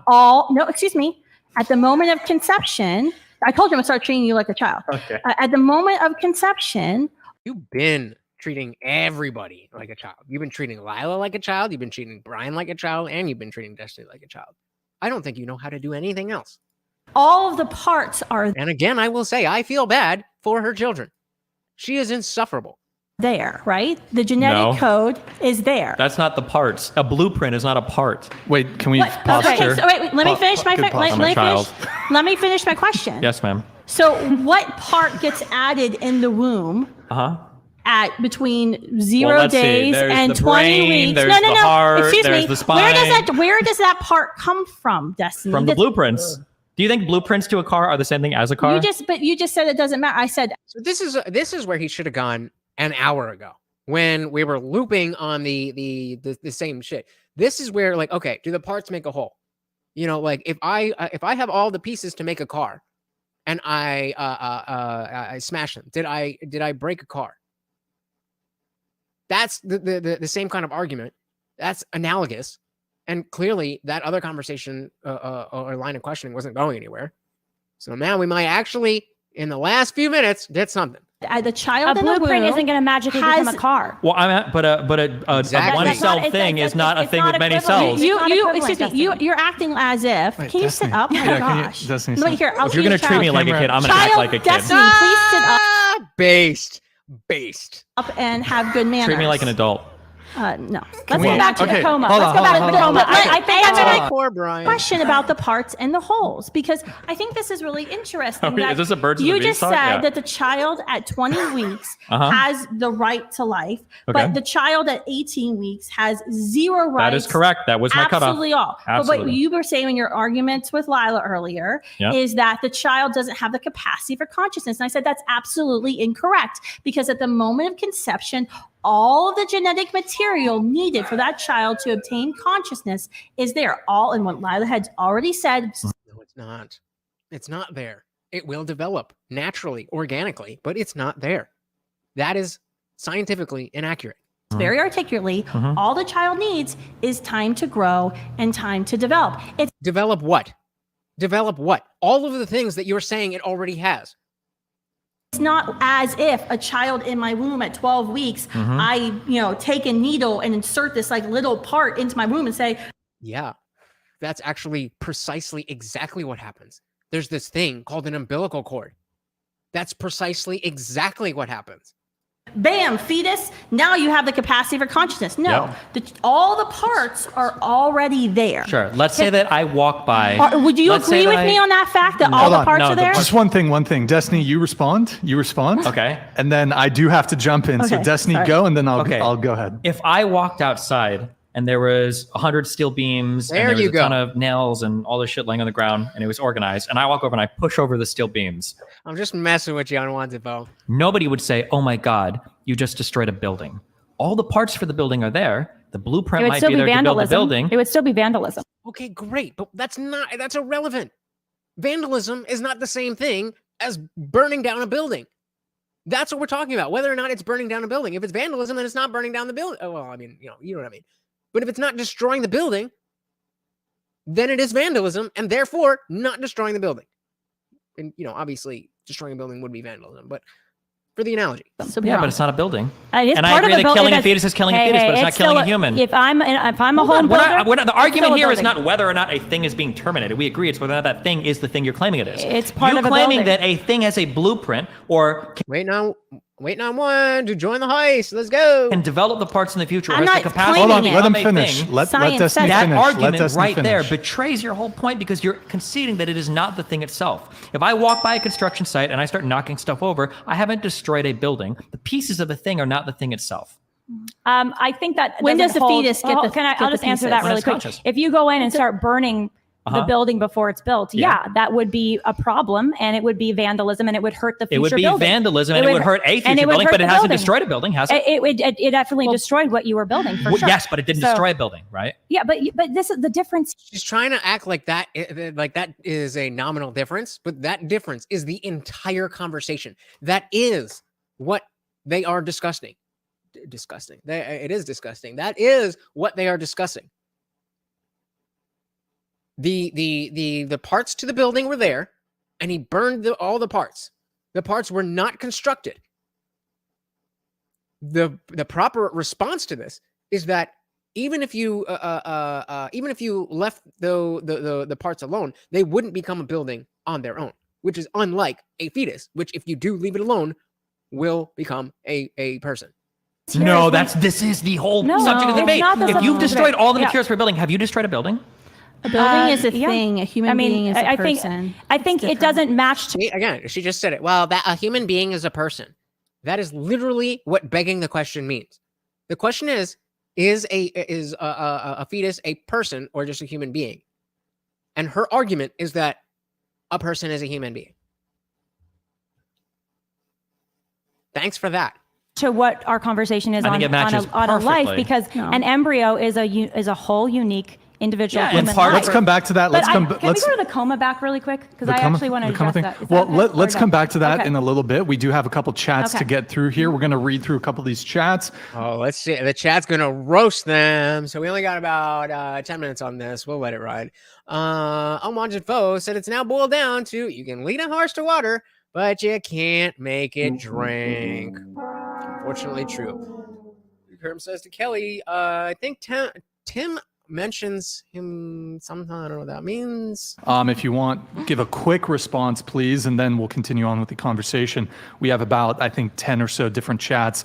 So they, like I said, this whole conversation was almost 5 hours. So shout out to Destiny for cutting out the highlights here. Gred Neck, thank you for the 50. Appreciate it. I'm pro-life. First of all, woman, let the man speak. Damn it. Second, Destiny a hypothetical is something that is a scientific. You guys should probably spell check these before sending. Not just me, guys. It's not just me. Things that are unrealistic, like a button saying not going to wake up, is unrealistic and impossible. Gredneck, thank you there for the donation. We have Stir the Sauce. So before he moves on, that person just exposed themselves as too dumb for this conversation. A talking button isn't real. Duh. 09. Thank you, man. HR 1074, if the perpetrator commits the predicate offense with the intent to kill the unborn child, the punishment for that offense is the same as the punishment provided under federal law for intentionally killing or attempting to kill a human being. Explain? By the way, if you want, you can read them on the screen here. Can we go to the coma, or because it got? Let's do a few more. We got a few more.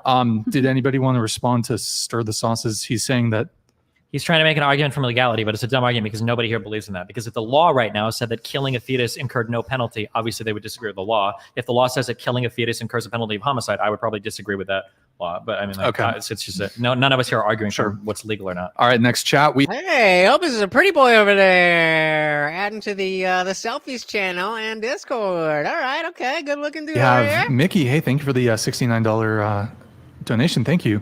Take turns talking. It's the woman couple choice. Why is it anyone's business who is not going to raise and finance the child have a say? All that is needed to do is provide a safe space for them in order to prevent unnecessary casualty due to self-abortion. Self-abortion? What is self-abortion? But I think this is basically what 2B was bringing up about the idea that if it can survive outside of the womb, then there's no more need for abortion. We can just end pregnancies and have these children grow up in artificial wombs. Can anybody parse that? That's a stupid argument. People that say that it's just a decision between a man and a woman is dumb because what's being debated here is the life of a child. If you believe it's a child, then it's not just two people that have a say over it. The life of the child ought to be provided some personal negative rights as well. That is called a perfect steel man. He doesn't believe that that's the case, but he knows that that's their argument. And so he's confident enough in his own position that understanding the other side of the argument is not a threat to his argument. All right, we have Alvin Sam here. If abortion is murder, should the woman be charged with that and go to jail? Credit to Rolla for this. Lila or Kristen, do you have a response to Alvin's chat here? What do you guys think? I'm not going to make a poll. Just give me a yes or a no or a Y or an N. Do you think, this is obviously for the pro-lifers, do you think if it would be just do you think it would be justice to make abortion illegal, and then if a woman gets it, then she is arrested? I believe that those who commit murder, so the abortionists, those who would be assisting in the abortion, could be tried with a crime. And actually, we've written laws at Students for Life Action that do make committing abortion a criminal offense. We do not believe that a woman should go to jail for abortion because sadly, for 50 years in our country, we have told women that it's not murder and it's not killing. It's simply removal of meaningless blobs of tissue that don't have any consciousness yet.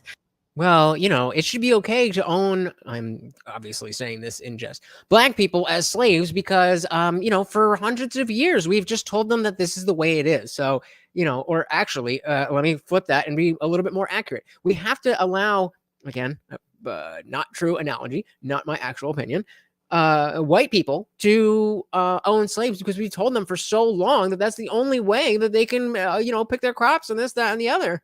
That's a dumb argument.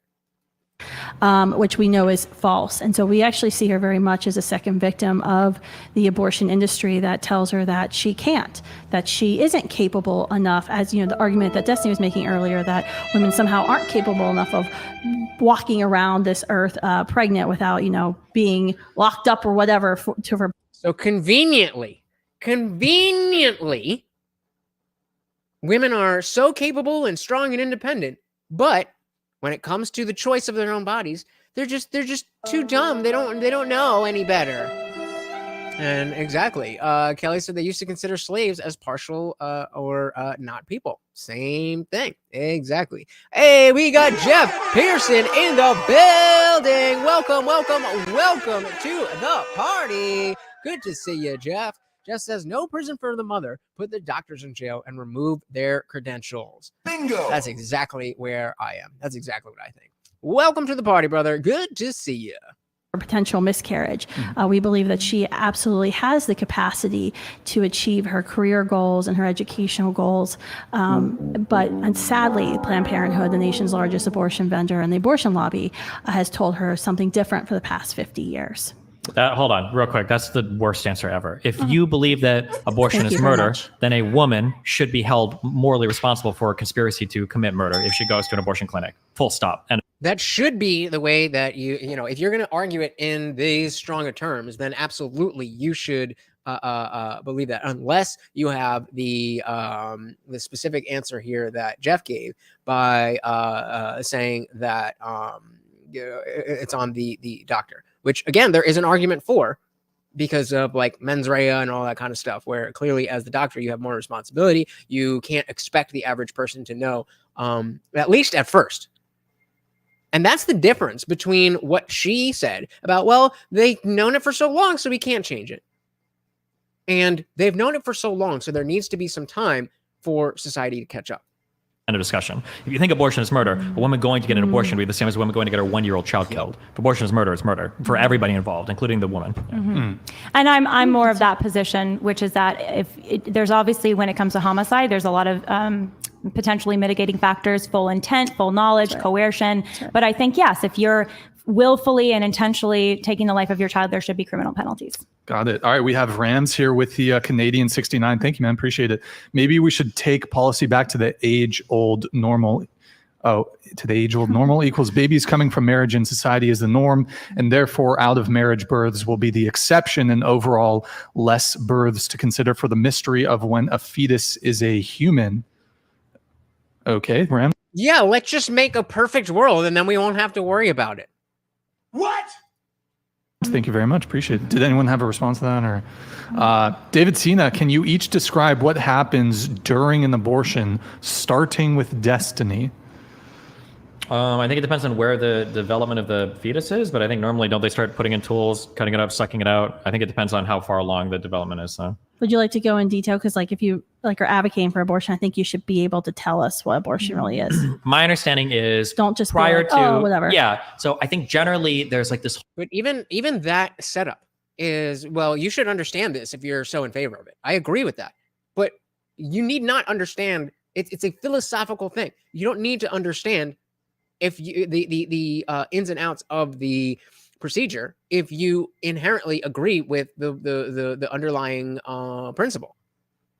Now, as people who don't, it is an emotional thing to hear and think about what actually does happen, but it is in fact an emotional argument. Whole slew of, I would call them like gore porn films, like Saw and stuff, that they have doctors watching beforehand, so that when they go in, I think the goal is to inflict the maximum amount of gore and pain on the fetus before they take it out. So the first thing you do is you open the vagina up as much as possible, dilate the cervix. Here, give us a serious answer. I think they start with little razors. It depends on how sensitive the baby is to pain, and they start to flay it alive in the womb, and then they pump like oxygen so the baby can start crying and everything. Why don't you give a serious answer to No, a serious because question? the argument of like what happens on some emotional level, you're totally conceding any It's not logical point. emotional, it's It just absolutely is. reality. You're conceding because you're trying to win on some like emotionally different No, point. it's If you about want to the morally reality. grandstand on it, it's fine. But I'm not here to like mince words over like, oh well, this is what happens to the other boys. Well, if you support abortion, I think you should have the balls. I to support at cremation least as well. tell And cremation you would be what pretty happens bad if in I an thought that a abortion. corpse was a living person's person. dead. I also support embalming too, and that would also be really brutal. But if it that's was a living not a person. living human. Yeah, and I don't agree that a anymore. fetus is a living human. Welcome to my wait a argument minute, from like 2 wait, hours wait. ago. She still doesn't understand what the argument is. She still doesn't understand what the argument is. She's just restating her point. Whammon. This Destiny, are they goes dead? back Joking about that. to the argument that we If keep they're saying. not wait, hold on. You hold keep on. saying If it's they're not- consciousness, but you if just they're said not it's living, not are a they- living human yeah. being. Are they dead, Destiny? It's not a person. It's not is a a fetus person. in a womb That's not who's what you 12 said, though. weeks dead, or is it alive? It's not a person. Is it? Wait, That's you not what just he said, said. though. He You said- just said it wasn't a living human being. So In answer the the sense- So then just say, my apologies. I misspoke. I meant it's not a person. Jeff says, from experience, not all that moms are actually capable of making rational decision about abortion when abortion providers are providing scientific info. That's a good point. I don't know though, because again, saying no prison for the mother. Like if you call, if you hire a hitman to kill somebody else, like yeah, the doctor or the hitman should be arrested, but you should also be arrested. So I tend to agree with you on no prison for the mother, but I don't know if this is a reason why. Because it is your responsibility as an individual to understand your own actions, and ignorance is not a defense against breaking the law. So, yeah, I'm a little stuck on that. I think we might have to say. Some mothers in prison. Just says 16-year-olds seeking help will be influenced by doctors. Well, I mean, I agree with you, but 16-year-olds seeking help in other areas can be influenced to do other illegal things, and like specifically prostitution. Like you run away from home at 16 and you run into this, I'm going to take care of you, baby, and to a prostitute, but you did the crime, you do the time. I'm leaning more towards that. I maintain that there should be at least I don't know what it would be, but a significant amount of time where we're saying, okay, we're changing this, and we have 5 years, 10 years, 3 years, whatever it is, where mothers will not be prosecuted for this, so that there's time for the average person to learn and understand. Whereas the doctors, it's immediate because this is part of your job. How do we feel about that? It's not a question. person. You can try to trap me on semantics, but everybody in the audience knows what I'm saying. But- Your but- heart is living, but it's not a person. A So fetus it's is living, but it's not a alive? person. Will yeah, you of admit- course it's something. Yeah, of course. Well, I mean, But you were saying abortion. Mitosis occurs. There's metabolism happening. Just- It's getting external nutrients. Just yeah, to it's alive, clarify, isn't it? Yeah. just to make sure I'm understanding, Yes, ma'am. you were saying that abortion isn't gory the way, or it doesn't matter that abortion is gory the way embalming or cremation might be, because it's not taking the life of a living person. Something. Okay, you said human being, but then you changed it to person because you realized that was bad to say human being because you already No, it wasn't bad to say human being. It was just inaccurate to say human being. agreed that humans start at fertilization. So, but abortion does end the life of something. No, Yeah. does it? It's terminates some process, metabolistic thing. Okay, Yeah. so does so it ends abortion life. Yeah. It If you ends consider it, yeah, it's a living thing. Yeah. So is abortion killing? A thing, something. Yeah. What does abortion kill? A fetus. What is a fetus? However you want to define it. a Something fetus that I a can. No weaseling now. You've been up this whole time, and finally, they are getting to some good questions. Okay, so what is a fetus? Because in my opinion, a fetus is a stage of development for a human being. And I believe that any stage of human being from conception to death comes with the same rights to life. Contains a There's a human gene. scientific It's probably on the definition of total fetus. development of like a human. You start as a zygote, you begin mitosis, and you develop into a fetus, and there's different fetal So a stages fetus or is whatever. a human. Aren't you considered a fetus all the way up to like delivery? Technically, Yeah. it's like an 8 So month old. so a fetus is a human. Sure, it could be. So it's yeah. correct, not emotionally, but it's correct. You're not- I'm literally to telling say. you, you're I'm not just gonna gonna win. Just ask the question: is it correct literally to say then that abortion kills a human? Of course. No, because that's not what he's asking. That's not what he's saying. He's saying that it's not killing a person. Still, you are getting caught up on person versus human. We got Hannah in the building. Welcome, welcome, welcome to the party. Welcome, welcome, welcome. We are just getting into this debate from the Whatever podcast with Destiny and two pro-life ladies. Welcome to the party. Hey, we got Splits too. Welcome, buddy. Yo, we definitely need you to join the family. Go check out the Mafiaverse channel and hit just get it started. is your intuition pumping? Because when you say human, But the you word just you're made trying all to of draw. you- Why is she You- incorrect in Disagree that to those The statement? ultimate example of somebody not being confident in their position is to try to win the debate through etymology. You're not going to No, win this debate by Destiny. trying to redefine You- words in a you- clever you manner away literally from me. just- Technically, he's the one that's redefining the. No, I'll take that back because he's been pretty clear about his lexical definitions, but he's the one parsing the language. They're saying that that human, person, and life are all the same. Well, maybe not life, but human and person are the same thing, which I agree with. But Destiny does not, and that's the point of the debate. And so they keep going back to that as if Destiny agrees that a human fetus is a human, but is not a person, which is what he actually does think. Disagree If you that it want to was- pretend that, that's Yeah. fine. But like, you're not making any actual like arguments here. What you're trying Shout out to St. Michael. to say is like, well, do you consider a fetus a human? Sure. Do you consider a baby a human? Yeah. Oh, so you want to protect some humans Let's but not others? I guess. go. We got Splits. Welcome to the family. Just set your stuff up, and then I'll invite you to the family. What about trying white to humans and black understand- humans? I'm trying to No, you're understand not your trying to understand. position. My point has been crystal clear the entire time. I'll restate it for like the 5th time. My point is the conscious experience, seems like- whatever you want to call that. If you want to call that when it becomes a human, and before that it's just a fetus. If you want to call that a person or give a person whatever, 20 to 24 weeks. At that 20-week mark is when you get the protections that you're endowed with as a human person under the Constitution of the United States. At 20 weeks, if you want to call the thing before a fetus or a human fetus or a human thing or whatever you want to call it, you can call it whatever you want. So- but my position is crystal clear. I've elucidated on it multiple times. So just If you guys want to respond, go ahead and then. Yeah, so Jess says the difference is that doctors have a higher responsibility because of training and credentials. We have seen enormous pressure on child moms to abort. So that, and I think that is, that falls in line with what I'm saying, that immediately, if we were to make abortion illegal, that immediately doctors then should be held responsible for homicide. But because of what you're saying, that it does make sense that we have a little grace period for the moms. But at the end of the day, legally, I don't see any difference between having an abortion and hiring a hitman. Even though you're not the one doing the killing, you've facilitated the killing of a human being. So if we decide that a fetus is a person that has personhood and the rights of any other person, and you go to somebody to get that killed, that's murder. So and again, I think because of the pressure, I think because of the influence, I think about because of all of this stuff, there should be that grace period. But after a certain point, we got to all be expected to know better. I'm going to get some Okay. more chats. Does abortion Just- kill a human being? A human being, I probably wouldn't agree to those terms, no. Well, But if you want me to say yes, did make a you feel minute better, ago, sure. So it's a little I- confusing. Also, You're hold like on. all over the map. I'm in not your all over the definition. map. I'm crystal we could clear, have but a you're trying to whiteboard semantically win on a your point instead of circles having the you're actual drawing. argument. Yep. However, Yeah. I'll say this. I can shortcut that whole question. The question is stupid, and their point of like saying like, well, look at how bloody it actually is stupid, because I can ask you this question and I don't know the answer. If there was a way to do an abortion on a fetus that was 100% humane, that was 100% pain-free, they just went in and sucked out and instantly deleted it, would you think that that's okay? No. No, Absolutely it doesn't not. change your argument Because at all. still- So why it's bring up how still- gory or whatever, it's right? There's still no an bearing on innocent your argument human. whatsoever. I mean, it's And that's twice that they did that. That's twice that they did that. They brought up the active versus passive killing, and then they brought up the gore factor, which is just emotional argumentation.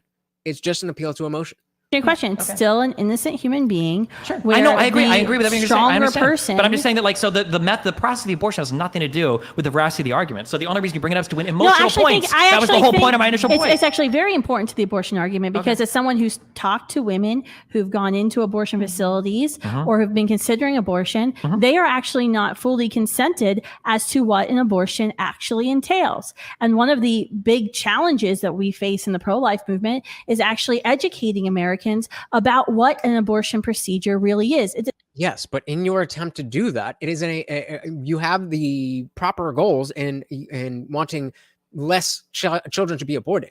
But in the manner that you're doing that is an appeal to emotion.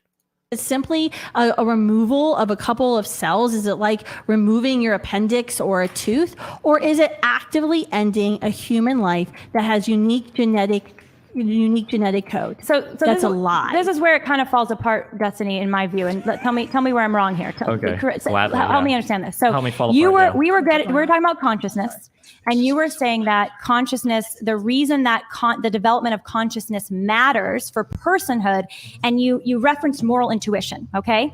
But you're very uncomfortable with the moral intuition that might also arise when you consider that abortion is the direct killing, dismemberment, poisoning of a preborn life, human. And so why are you uncomfortable with the moral intuition against killing an innocent preborn life pre-consciousness, but you're comfortable with the moral intuition around consciousness? Okay, just to clarify, it is innocent, right? Because you said it like 3 times. Hasn't committed any crimes. Okay, just making sure. Okay. I'm not uncomfortable with any intuitions.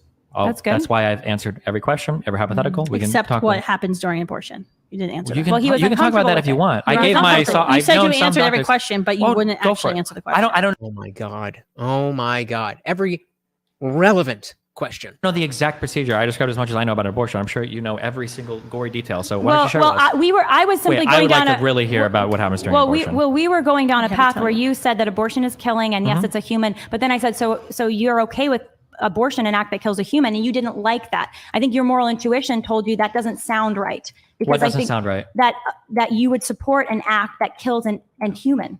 That obviously. But that's what an abortion is, Destiny. That's what an abortion is. We're talking about different types of intuition. Your cognitive moral intuition is raging right now, Destiny. It's raging. Not at all. It's raging. My position has been crystal clear the entire time. There's a reason why. Yeah, all right, we did it, guys. We made it through the whole thing. Well, not the whole thing, because like I said, that was 4 hours of over almost 5 hours of discussion, and we only took barely over an hour here. But again, I want to highlight the reason that we focused on this particular conversation is a number of things.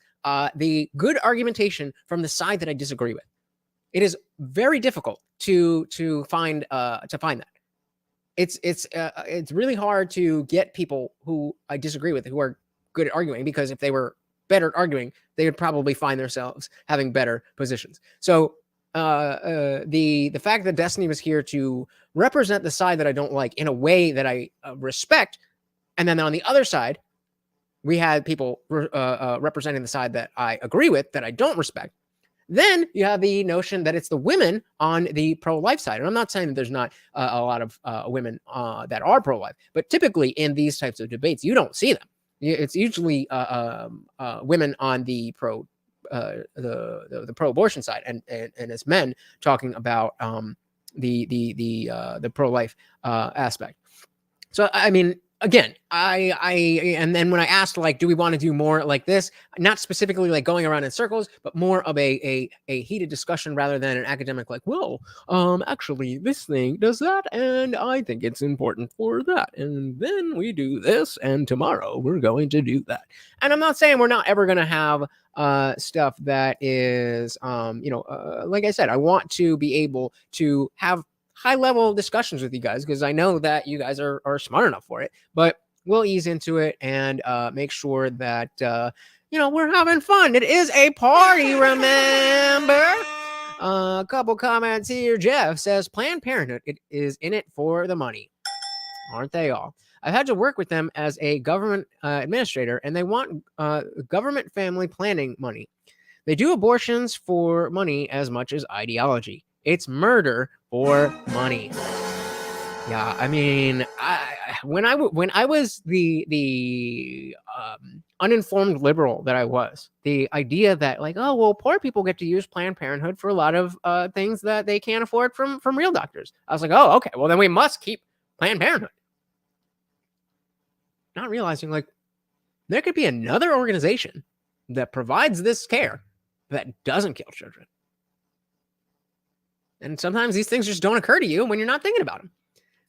Excuse me. Hannah says they're just trying to humanize the fetus and the inhumanity of the act for the mother. Bingo. That's exactly it. They're trying to, and I mean, I believe that, again, so if you're not familiar, I believe that abortion is wrong, but I don't believe it is moral or just for the government to be the arbiter of that. So I want something similar to, what we had with Roe v. Wade legally, but I would like a culture of people who don't believe in abortion. And so it's only the very rare cases that people, pro abortion people act like it's every case, but it would be something that is legally available for those who need it. When we're talking about ectopic pregnancies, there is the argumentation for the RPA and incest, but again, that's a whole other discussion. But yeah, I mean, they're trying to humanize the fetus, but they're doing it through emotional terms. And if Disney doesn't have those emotions, then it's not going to work. And it shouldn't be about what you feel like. It should be about what is reality. And given that reality, what is the most moral agreement, or what is our most moral path that we can agree on to move forward? Jeff says, agree with your statement about culture. Definitely the key. Yeah, I'm not looking to catch anybody. Like, I'm not looking to say like, oh, you were going to get an abortion. Lock her up, get her. Like, that's not the point here. The point is to save babies from dying. And the more we understand about the both the science of what happens to the fetus and the philosophy of what do we as a society believe is the difference between a life and a human and a person, and whether or not there is a difference between any of those, that's important for us to have down before we're making laws about it. And clearly, we don't have it down yet. We have plenty of laws about it. So hopefully, we can continue this conversation. Hopefully we can get further and do better than these two women did. Because as much as I agree with what they were trying to represent, that was an abysmal showing of how to represent the ideas and why they are coming from a place of compassion. They're coming from a place of justice, and they're coming from a place of civil rights, really. So I want to give a big shout out to the sponsor of the stream, not only the $2 super chat, but also donated or gifted a membership. Shout out to whoever got it. And thank you so much to each and every one of you. Even if you can't contribute, that is totally fine. Just spending time with me here, having the conversation, going through it with me means a lot. It means a lot. So thank you so much for hanging out with me. If you could, one last favor, guys, these are all demonetized. If you could just hit the like button, and if you really love me, share it somewhere. The URL is right there. The share button's right there. It's free, just like the Indian Jesus Discord server where we are headed right now for the after panel. It is free, so come and join us. Until then, Morty is gone, but I have been your host, Lutch, aka the Indian Jesus, here to resurrect the second coming of common sense. Until next time, guys, we are out of here. Peace.